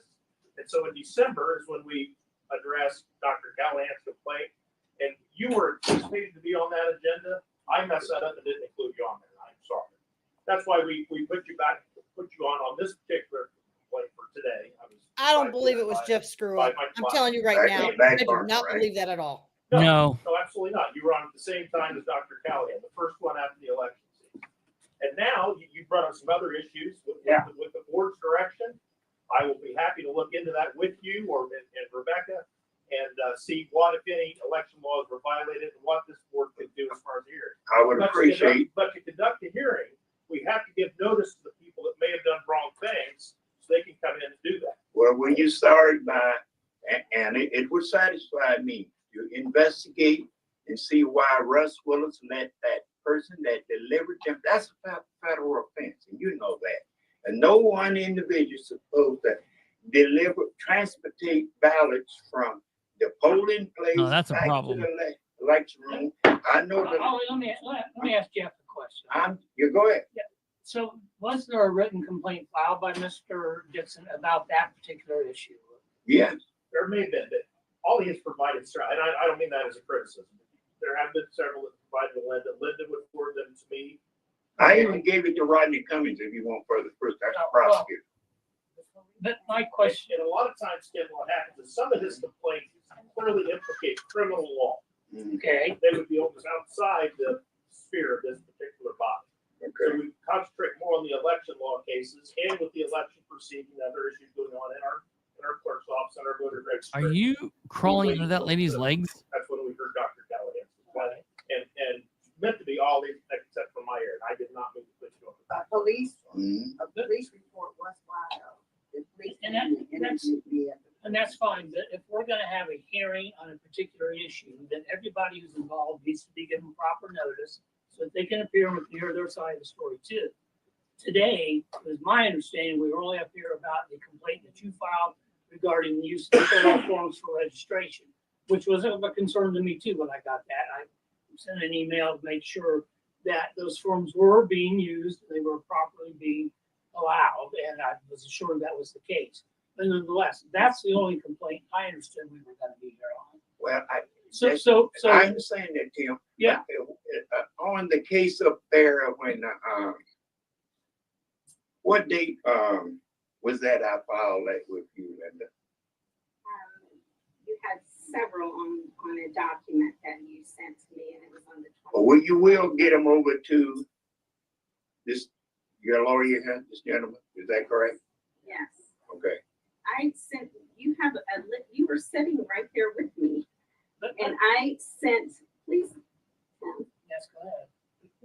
I emailed everyone on your list while you were sitting there, and I asked you, read them off to you. These are everyone that I'm sending your list. Now, which complaint are you talking about? Do you want to see it? You can tell me which complaint. I want everybody here. There are several complaints on here. This is a disenfranchisement of Black and minorities. There was, it specifies an incident, excuse me, on Thursday, October the 24th.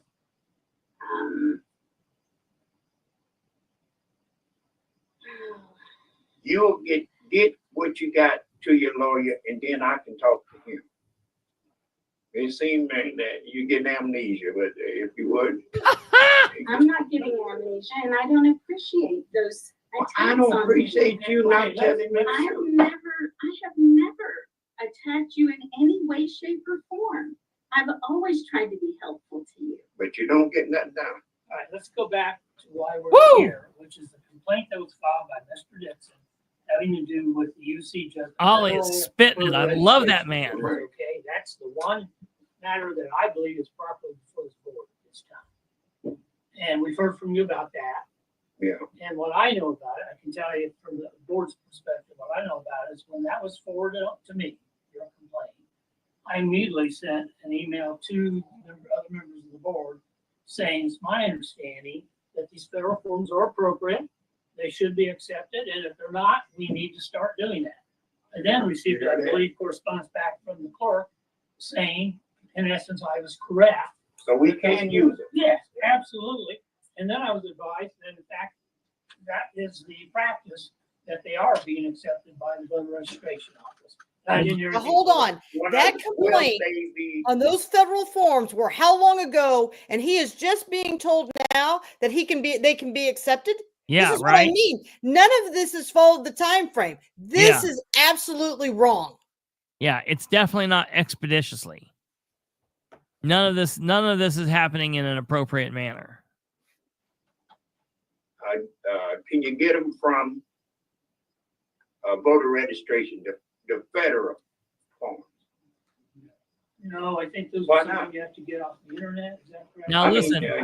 Now listen, Tim, this is where Tim messes up, and you'll have to hold this till when Terry gets up. But Tim's like, no, you can't get those forms from up there. You got to get them off the internet. Now listen. Well, but why not? They use the state forms. That's through the system. That's what they're required to do. And then Russ says that's what they're required to do. Here's Russ, the expert, spitting some knowledge. Okay, keep in mind. So Tim says false knowledge. Yeah. Well, yeah. It's Russ's rules. Right. Russ's rules. Yeah. Because we know what comes here in a minute.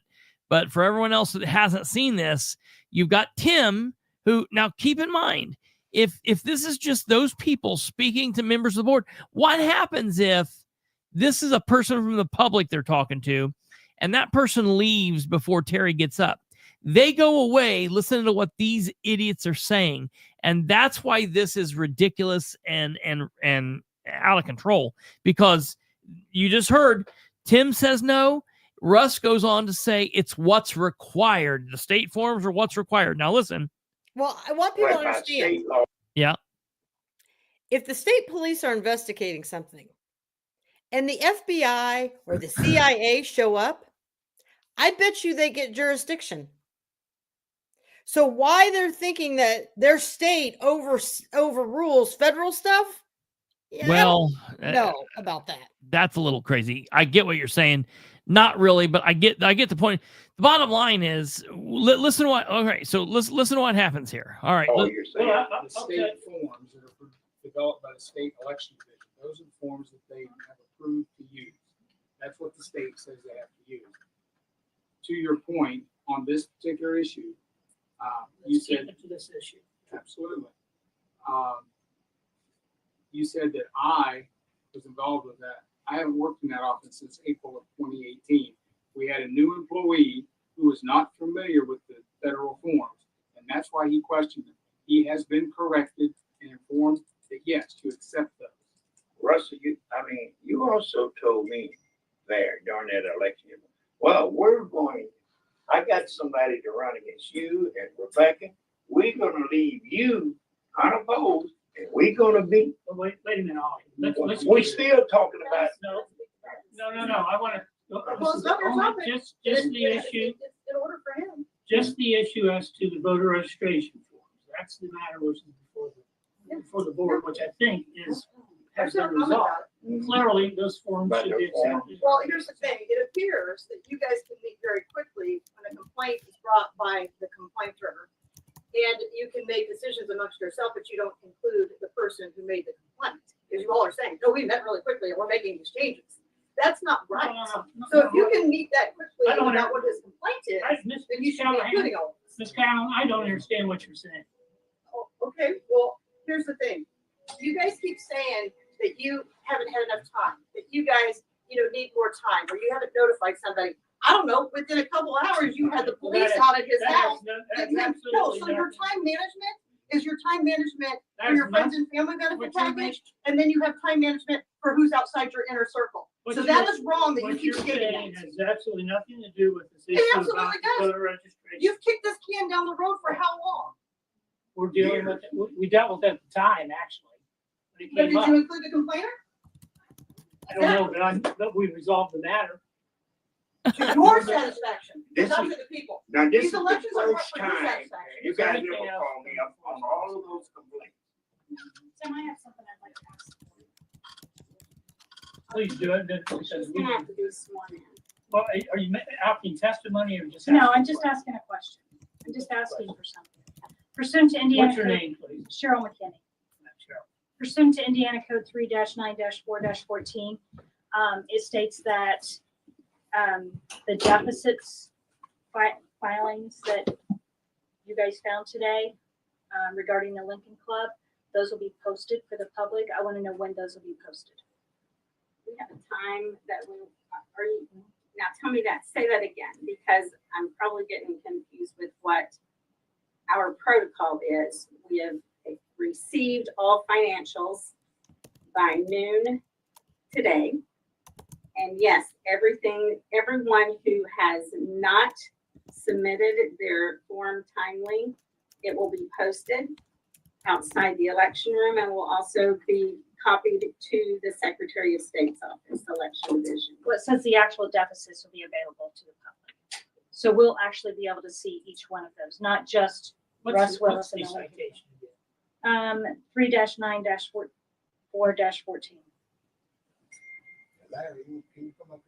Whatever the law says that we need to do, we won't have it done. And then I would just like for you guys to entertain the thought of removing Russ. There's been numerous complaints. I don't think that the public has faith in him anymore. Good, Cheryl. Terry, are you, you got the federal forms over there? All right, listen to this. Terry's madder than a hornet. When she My name is Terry Austin. I hear about. Now, she's the Democrat Party chair, folks. So listen to what happens here. I don't have to swear. So I just conferred with the elections division at the state. Yes, the county voter registration offices can provide copies of the federal form to use. There's no law against it. It's in fact, as in National Voting Rights Act designated office, they have to make that voter registration forms available. No, that's not an option. As part of the National Voting Rights Act, you have to provide the federal forms. They provide both forms. Yes, and that's been a problem all along. We're dead last in the country in voter registration and turnout. We should be bending over backwards to make sure people get registered to vote and turn out to vote. Terry, I have a question for you. This isn't a question. Who is in charge of voter registration? I am for now, and Russ Willis. Well, we appoint the staff. I know you've been trying to combine it into your office, which both of us cannot support. But the form as a federally designated office, I believe the clerk's office also has to provide them. The clerk's office has to provide them? Yeah, we'll go ahead and confirm that just to double check again. Okay. And who is in charge of making the decision for voter registration to be under the clerk? Oh, You know the answer. Commissioners, the commissioners. The county commissioners. Yeah. And what kind of a vote must that be? It has to be a unanimous vote. Thank you. That's not a criticism of you, Linda. I'm simply saying we need to make those forms widely available. We should have them at every public agency possible to encourage people to vote. Yes. Every possible I agree. agency. Well, then do it. And maybe that's something the county election board could work on for the 2026 election. That's fine. And also, Larry, I had asked Larry, Are you gonna? Yeah, I'm just gonna reaffirm what he said. Yes, sir. I'm terrified to be up here because Is this just gonna be another attack on? No, I'm not gonna attack anybody, sir. I'm just gonna tell you what was said to me on the phone. Yes, he has to be sworn in too. Do I need to be? Well, he's gonna offer testimony about the hearing. Well, it was just Mr. Dixon called me that afternoon and told me. Okay. Sorry. You swear to tell me the perjury that your testimony be the truth, the whole truth. Yes, sir. Oh, yes, sir. Go ahead and identify yourself for the record. My name is Larry Side. So Ollie and I used to be kind of adversaries a little bit, but we've kind of become friends and are kind of working together and trying to do the right thing in the community.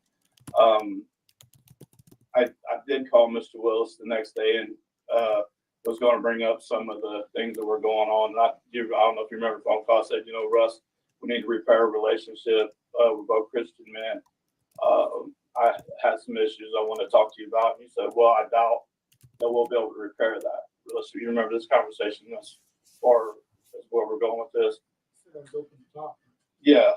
And so that day I started to tell you about the stuff that Mr. Dixon told you about, and we went into a little bit, and you basically was like, well, what's in it? If you do stuff, what's in it for me type attitude. You remember saying that kind of stuff, what's in it for me? Okay, so what I'm saying is it's not an attack. It's just that's the kind of person that we're dealing with. And if we want to get this fixed, we have to get that attitude off of people that are in charge of the integrity of our elections. That's all I'm saying. Thanks. Amen. Okay, very good. Very further discussion.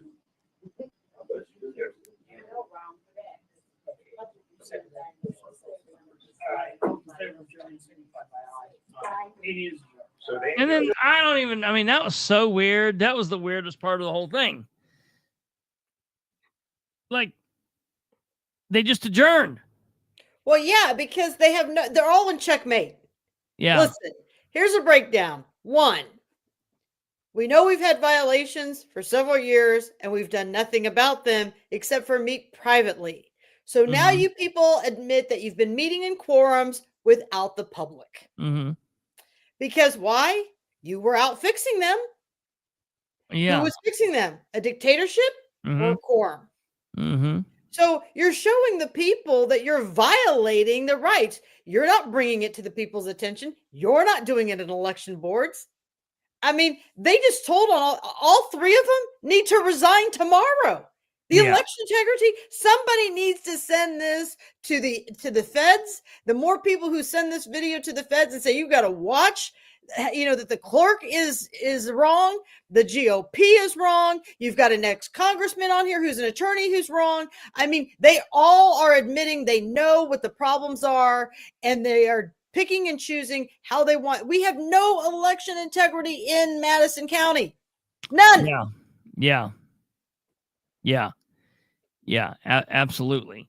Now, I do really quickly here before we get away from here, I do want to just take it and have a little bit of information from the beginning when Lorene was talking to them and kind of the back and forth and some of the bullshit they were trying to put you guys through, because I think it is very important. And now, so this first part was the meeting as it got underway. And now you'll notice that Russ is not up there. They've got Connie Gardner. Connie Gardner is the wife of the newly elected commissioner, Rick Gardner, who is the former auditor. He's a swamp thing just with the rest of them. She's a swamp thing with the rest of them. Russ is in the back of the room. He's in the back of the room, number one, because of the complaints against him, but also because he knew that they weren't going to do anything and that he would be assuming his spot as soon as this was over to deal with Ollie Dixon's thing. So this was all worked out ahead of time. They knew what was going to happen, and it didn't matter what Katherine said, what her attorney said. It didn't matter, what anybody said. This was scripted out. Matter of fact, here in a minute, Linda starts talking, and when she's talking in such a way that you can tell that she's reading, and you can even see her head moving down looking. So when she starts uttering a statement, she's reading a script. Watch this. Reports that was previously filed, we took testimony on at the 18th. I know we recessed at that time so that members could have an opportunity maybe to look at some of the prior records of the reports that have been filed. I had an opportunity to look at some of those. However, in my opinion, the issue is really fairly clear from the evidence that was presented. I know we've asked for counsel to prepare certain findings, gendered findings, proposed findings. I believe that has occurred. I see that it's here before me. And having had an opportunity to review those, I think that they're in order. There was a defect in the filings from the years. A defect. Although I would note, just from the evidence that was presented, I didn't necessarily see evidence as to the year 2020. You did have. This is hilarious. For all the other years. Do you have a comment? Do you know why they wanted that I stricken? don't want to get any other testimony. I'm not sure what they were getting at, but I don't know why they thought she would. So here's the thing. I'm just going to tell on these people right now. If they accept Russ Willis's financials, I'm going to sue them for perjury. Russ Willis said in the last meeting that he does not have anything after going back further than 2 years. Yeah, right. So how is he going to fix 4 years of claims? Yeah, sure. So they already, and if you people think I'm not listening to when you're up there talking, I'm listening. Yeah. So I don't know how he's going to come up with those additional 2 years because he's already admitted he doesn't have it. So anything he turns in is going to be false because he swore to his testimony today that what he said on the 18th was he stood by it. Okay. Now, the reason why they want the 20 is because Emery is on that, the state trooper. Yeah. And so they're trying to work this. And I know that he does not have the receipts for all of this. Well, sure. Yeah. Well, And first of all, he's already said he doesn't have them. Exactly. So this is going to be epic to watch that they didn't refer this. Now you can see how deep the Republicans and the Democrats are intertwined. And this is an attorney speaking. Yeah. All right, let's listen to this. Here, because I think we're prepared to take action. But I don't think the board should make a ruling if there wasn't evidence on that year. There was in the complaint that was filed. There was evidence of 2020 signed by Anthony Emery. Well, there was, but in the other cases, the other years, you tendered other reports where donations were shown to be made. And I didn't see that for the year 2020. That's Unfortunately, I don't have reports for every single person that would have donated in 2020 Okay, to Lincoln. stop right there. May have been people that did. In 2020, I was the treasurer. I wrote a check for $400. It's not on the 2020 campaign. Right. What are you talking about? Right there is all you need. Where there's one, there's several. Yeah. So I don't know why he keeps saying 2020. That's the year that we donated for that. So this makes absolutely no sense where they're headed with this. Yeah.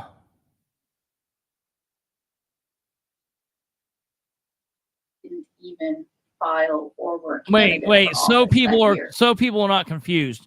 You were the treasurer of the Abbott for the coroner's office. For the coroner's office. When And Dr. you Abbott was running. guys paid money to we didn't know at this time how corrupt this was. Yeah, And I'll give the credit to Mikhail Vaughn because Mikhail Vaughn says, why would you ever donate? Russ is an awful person. These people run negative flyers. They're awful people. Don't do this. You're just giving them money to run against you. And Mikhail's right. I'll give him the credit. I don't have any problem with that. Yeah. Yeah. Broken clocks are right twice a day. These guys aren't right once a day. So I wouldn't have those reports. So you don't have evidence as to that particular year? I do have evidence. I've given it to you. What is it? I don't have any additional reports for that. If Mr. Willis would like to come up, be sworn in and testify with regards to the fact that lump sum was all less than $100 donations, I suppose he could do that. I love Lorraine. I am not. All right. So the issue becomes the findings that we have do include the year 2020.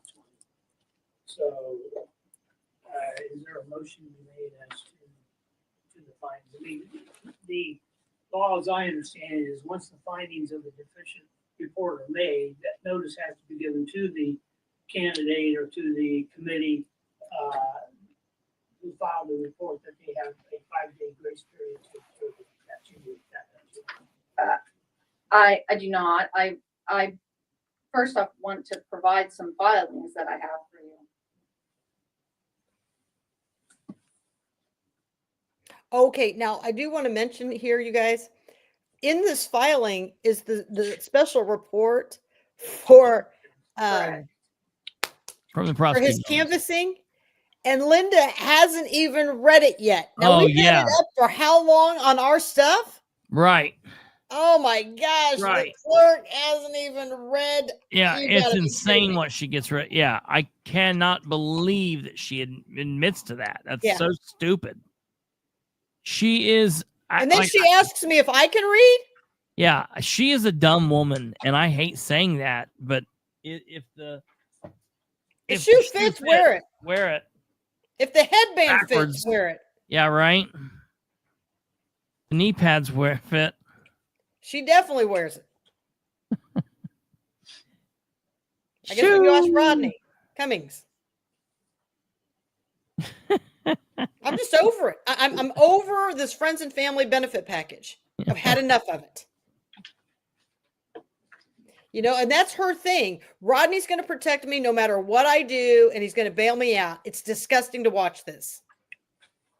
So prior to the board making any findings, I'd like to address the procedural deficiencies from the December 18th, 2024 election board meeting. I love As Lorraine. I'm sure the board is aware, pursuant to Indiana Code 421.5, the Election Commission and County Election Board campaign finance hearings are subject to the procedural requirements set forth in the Administrative Orders and Procedures Act. Based on this board's failure to follow the requirements set out in AOPA at the December 18th, 2024 meeting, I'm moving to strike all witness testimony heard on December 18th, 2024. Indiana Code 421.5.326 states that all testimony from parties and witnesses must be given under oath or affirmation. During the December 18th, 2024 hearing, 2 witnesses testified. However, the board failed to swear the witnesses in prior to their testimony. As such, this testimony should be stricken from the record. I'm providing you with written notice of the notice of this board's failure to follow proper procedure and the motion to strike. So you want to do the hearing over again? I do not. God, he's so stupid. I want the board to follow the appropriate procedure under AOPA. That would mean we'd have to do the hearing over. You can do whatever you would like. You were here as counsel for your client. Is that right? Did you raise this issue at that time? You've continued the hearing. The hearing is ongoing. I have every right to raise this issue right now. But you heard testimony that was presented at that hearing. Is that right? Did you raise the issue? Did you object to the testimony, including the testimony from your own client? I'm objecting now and in writing. Right, I've asked counsel for if he has one at this time. The board, I have not read the citations recently. The board can certainly make the finding that the issue was raised by the failure to raise the issue at the time.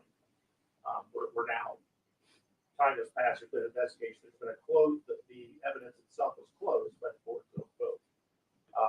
That would, the time to object could have been done at that time. The board could make that finding.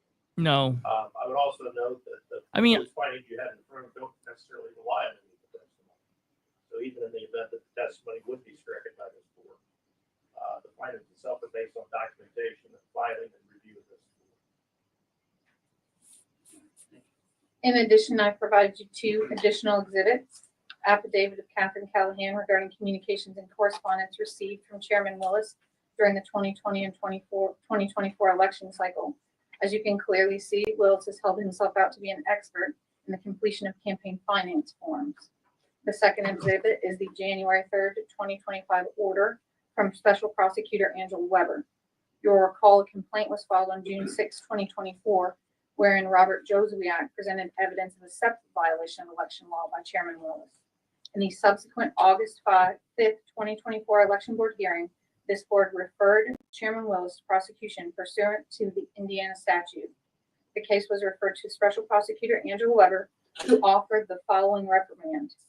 Even though the investigation in this matter is conceded, a comment on Mr. Willis's behavior is warranted. It is unclear if Mr. Willis denied Mr. Joswiak to review the canvassing of votes because of ignorance of the law or applicable election board policy, or simply because Mr. Joswiak didn't have credentials as required by policy.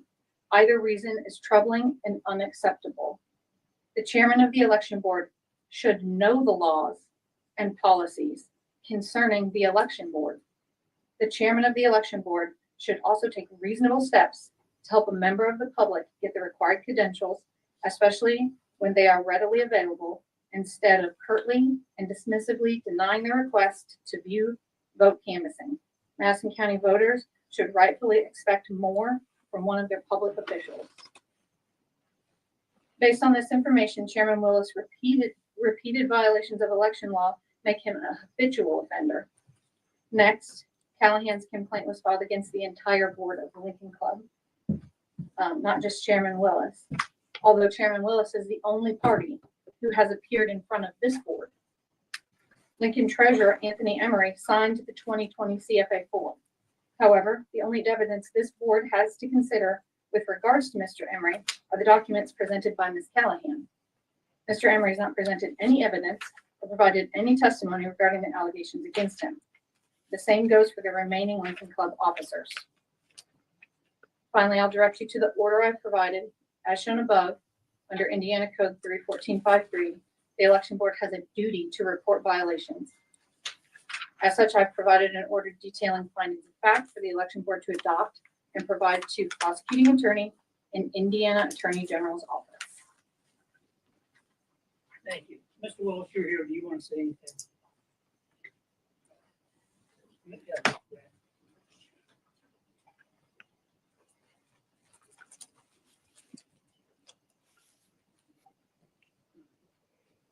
All right, council's advising you in regards to the issue of failure of the oath. We can have the witnesses testify on the 18th put under oath now and ask them if they testify.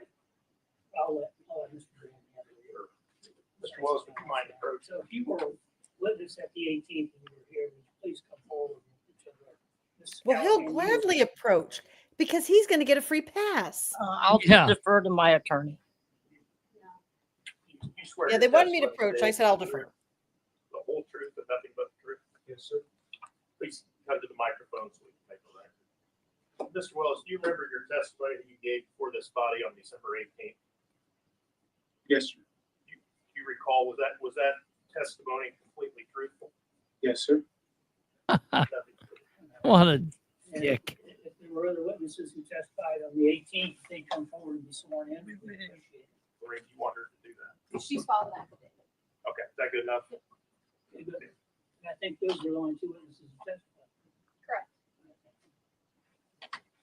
All right, is there anything else that the board wants to say or to consider at this time regarding this matter?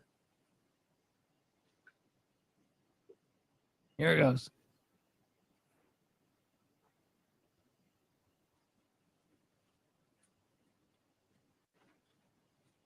If not, I'm prepared for motion. No comments. So, Ms. Callahan's affidavit is her testimony from, is it her Additional testimony now? testimony. Ms. Callahan's affidavit is the testimony she would like on the record.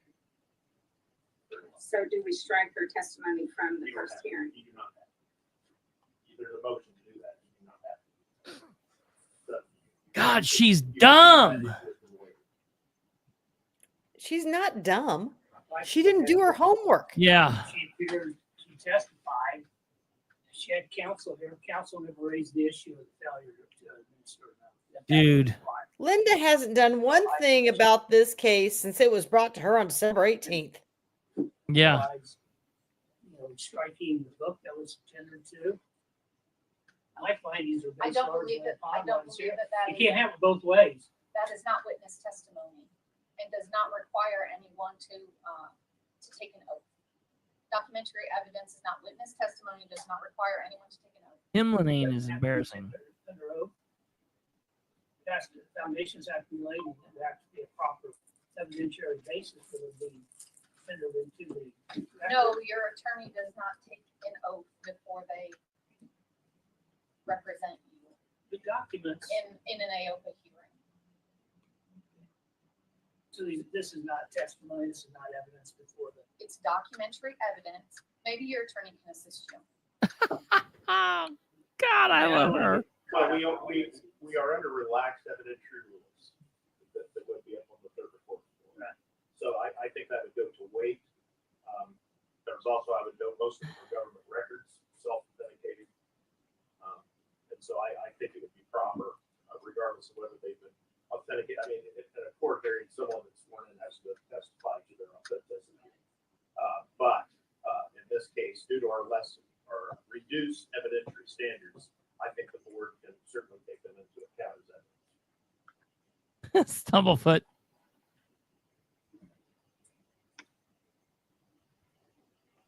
Is there a motion or any further comment? I love you too, Stumblefoot. These are all new documents that we've not had a chance to read.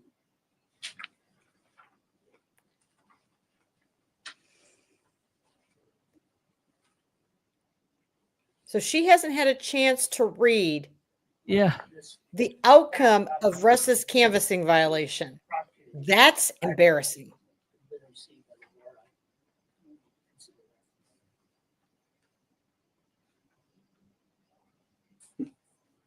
What you have is you have a proposed order and findings of fact from our petitioner. You have the special prosecutor's report that you've already received. Here it goes. Ms. White's appearance. And you also have a notice on the board's failure to follow proper procedure. That's been, I think, clerk, that's been dealt with. So really, And an affidavit of Dr. Callahan on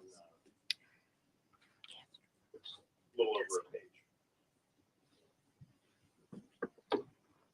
And that's double spaced, everybody.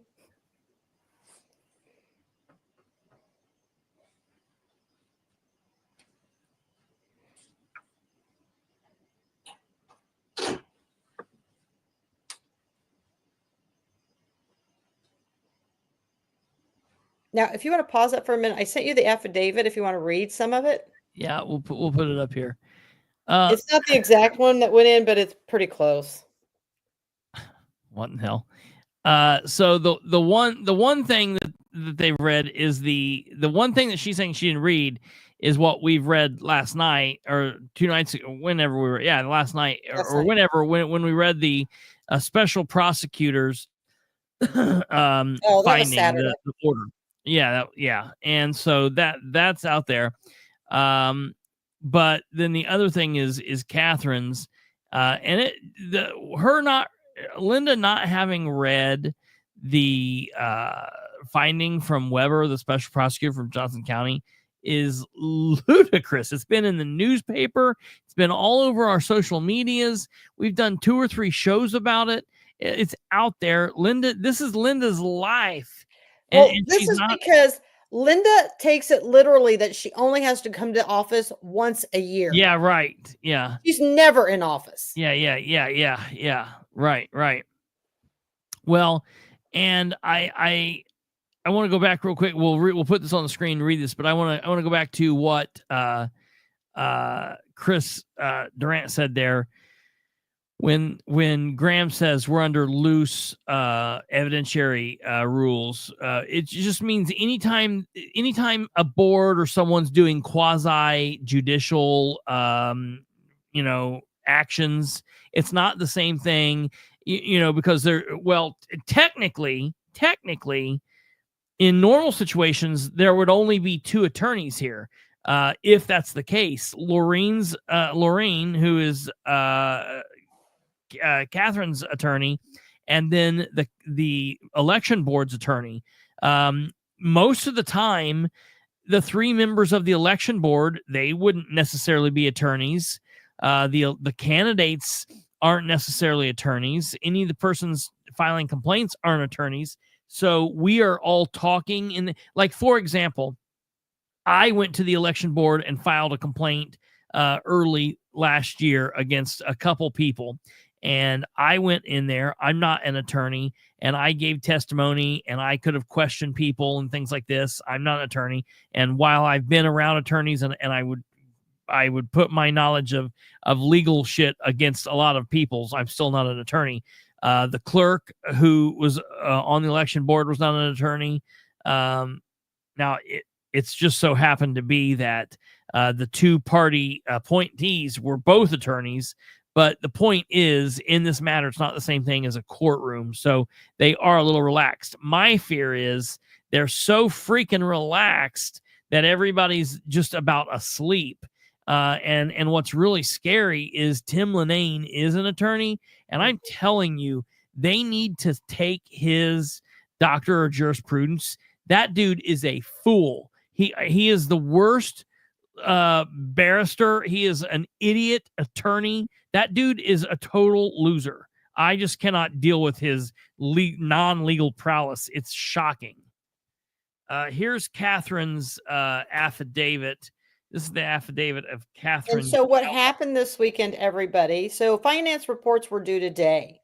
Mm-hmm. Russ took it upon himself to notify several candidates that he would be more than happy to help them do their campaign finances.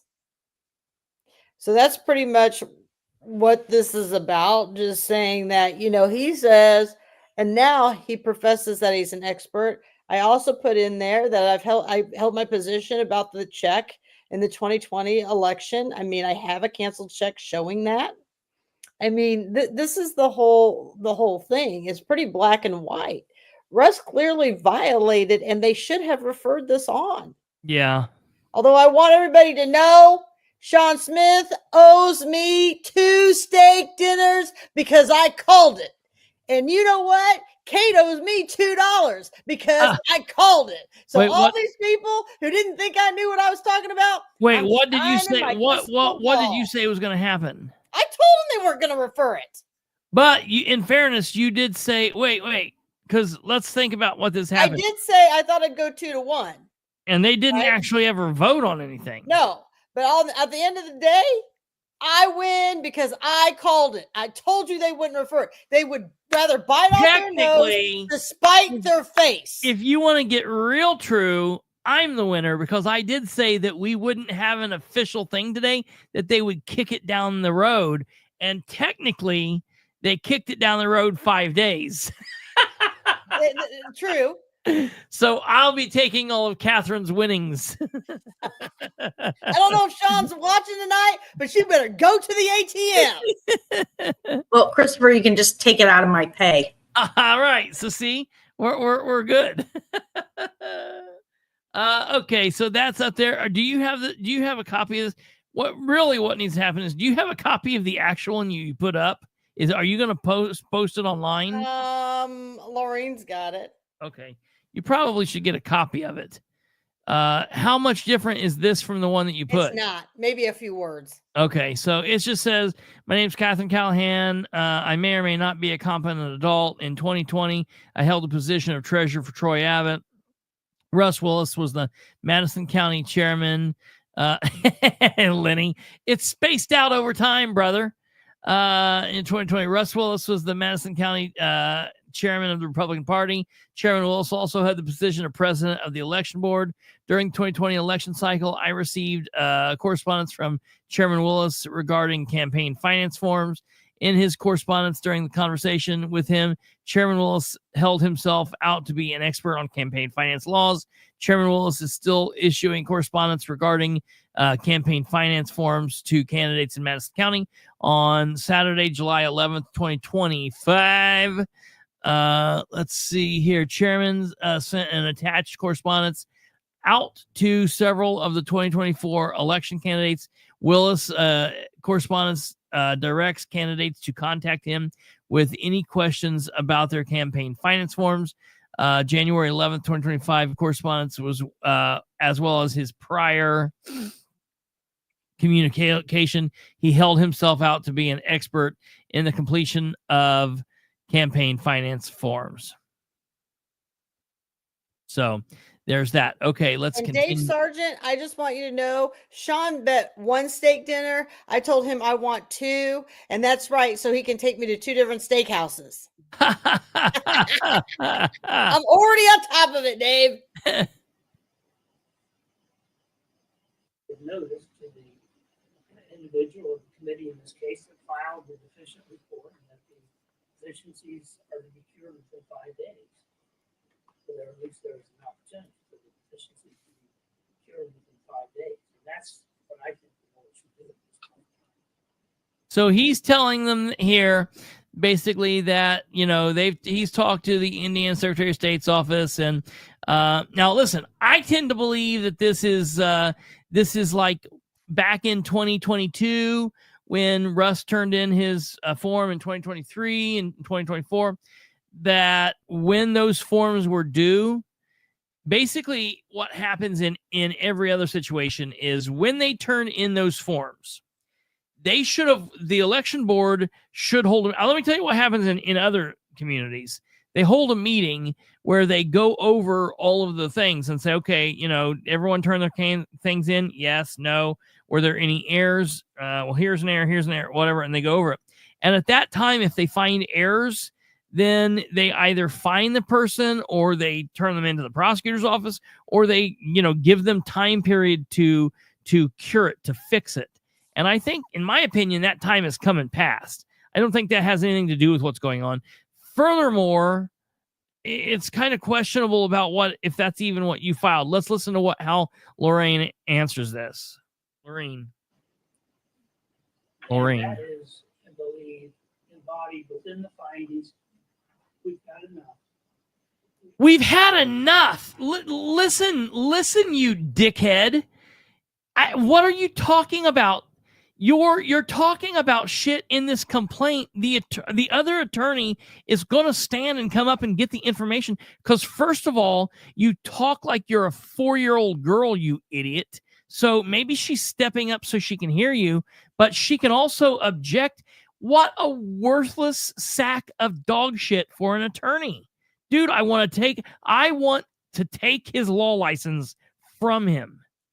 He does not deserve to have a law license. I want to make an objection, so it's not waived. Okay, make your objection, please. Indiana statute. We haven't even done this yet. Well, all right, Indiana but the statute stupid shit you've already said, I can go ahead and object, you idiot. Requires, if you believe that there may have been a violation, that you refer this to a prosecutor. But that it's not a violation until the 5 days have gone by for the cure. Or you disagree with the opportunity for the filers of the petition report to make a 5-day grace period? Is that right? You think that statute doesn't exist, or what? I think that she did not file a complaint under that statute. That's cute that he gets like, I always, because he always does that. He always gets to a point where he's like, oh, so you want the law to fit what you want it to fit. You don't want it to fit over here. That's cute that he always gets to throw that out, because they're the ones that bend the law to fit what they want here and there and everywhere. So that's really cute that he always does that. Her response is she didn't file, Katherine, we didn't file the complaint under what Russ is talking about. Or Tim. So that's what the statute requires. So that's embodied within the findings of fact that were tendered to us by our counsel, and if there's a motion to approve that, then we have the board consider it. If not, I'll make that motion. So, can you speak up a little bit? I can't hear. Is there a motion at this time? Motion to approve that the person with the violation of the defective report should have 5 days to cure the defect. Right? Right, and a finding that there were deficiencies as to the report as listed within the proposed findings given to us by our council, which were the defective reports for years 2020, 2021, 2022, 2023, and 2024. I did talk to the state on this, and yes, there should be an opportunity when there is a defective report for the person who filed the report that they have 5 days to cure that report, and I will make that motion. Right, there's a motion and second to approve. Just for the record, board, are we adopting the proposed findings? Yes, these would be as supported by the findings as prepared by our counsel, Jeffrey Grant. Do I need to reword? Is it the board's contention that Russ has not received notice of defective reports yet? It is going to be a formal notice that he has 5 days to cure. And our findings direct our attorney to provide that notice. So since August, this board has not provided him notice that his that is filings were defective. There you go. Thank you. Right, there's a motion before the board to accept the findings as tendered by our counsel. All those in favor of the motion signify by the voting sign of aye. Aye. Aye. Opposed, same sign. The findings of the board will be entered as per the proposed findings tendered by our counsel, Mr.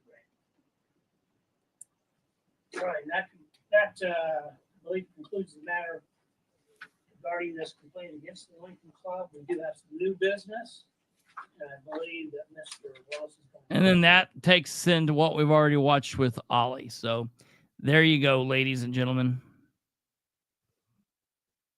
So That's I mean, it. well, I'll be posting some articles probably of Russ finding people back in 23 for election finances. So we'll see that come up. I'm going to show you how they make the law fit their agenda. Yeah. So we are far from over Madison County. We still have a lot of work to do. I just want everybody to know that if they think for 1 minute any of this is going to break me, it just really fuels me. And Well, if yeah. the prosecutor's office and Linda and all you people want me to go away, it's really easy. Get me a morgue and do the right thing. Yeah. It's that simple. And here's the news flash for everybody. None of this is for me. The morgue's not for me. The morgue's for the people. Well, yeah. This election integrity, that's not for me. It's for the people. I don't ever care if I'm ever an elected official. What I care about is that people are doing right in the positions that they are serving. Yeah. And I will hold you accountable until I can't hold you accountable anymore. But I'm doing this for my children, because if we let this kind of corruption continue in the voting centers, we continue to let people transport ballots by themselves, we continue to let them pre-sign And we will continue to have all these close races in Madison County. And they're close because of how they're doing the sloppiness of our election integrity. So I just want everybody, I hope more people will come to these election board meetings when we have them. We are going to have them because now we are going to make them define the word expeditiously. Yeah, right. I am sad that we don't have an election this year, only because I would get to point out even more failures of Linda's and Russ. And I have no idea why the Democrats would want to die on a sword for these incompetent Republicans. Yeah. Because there is absolutely no excuse for their laziness, their lying, manipulating ways, and how they are trying to spin the law for their own agenda to meet their friends and family. Their time is coming. Yeah.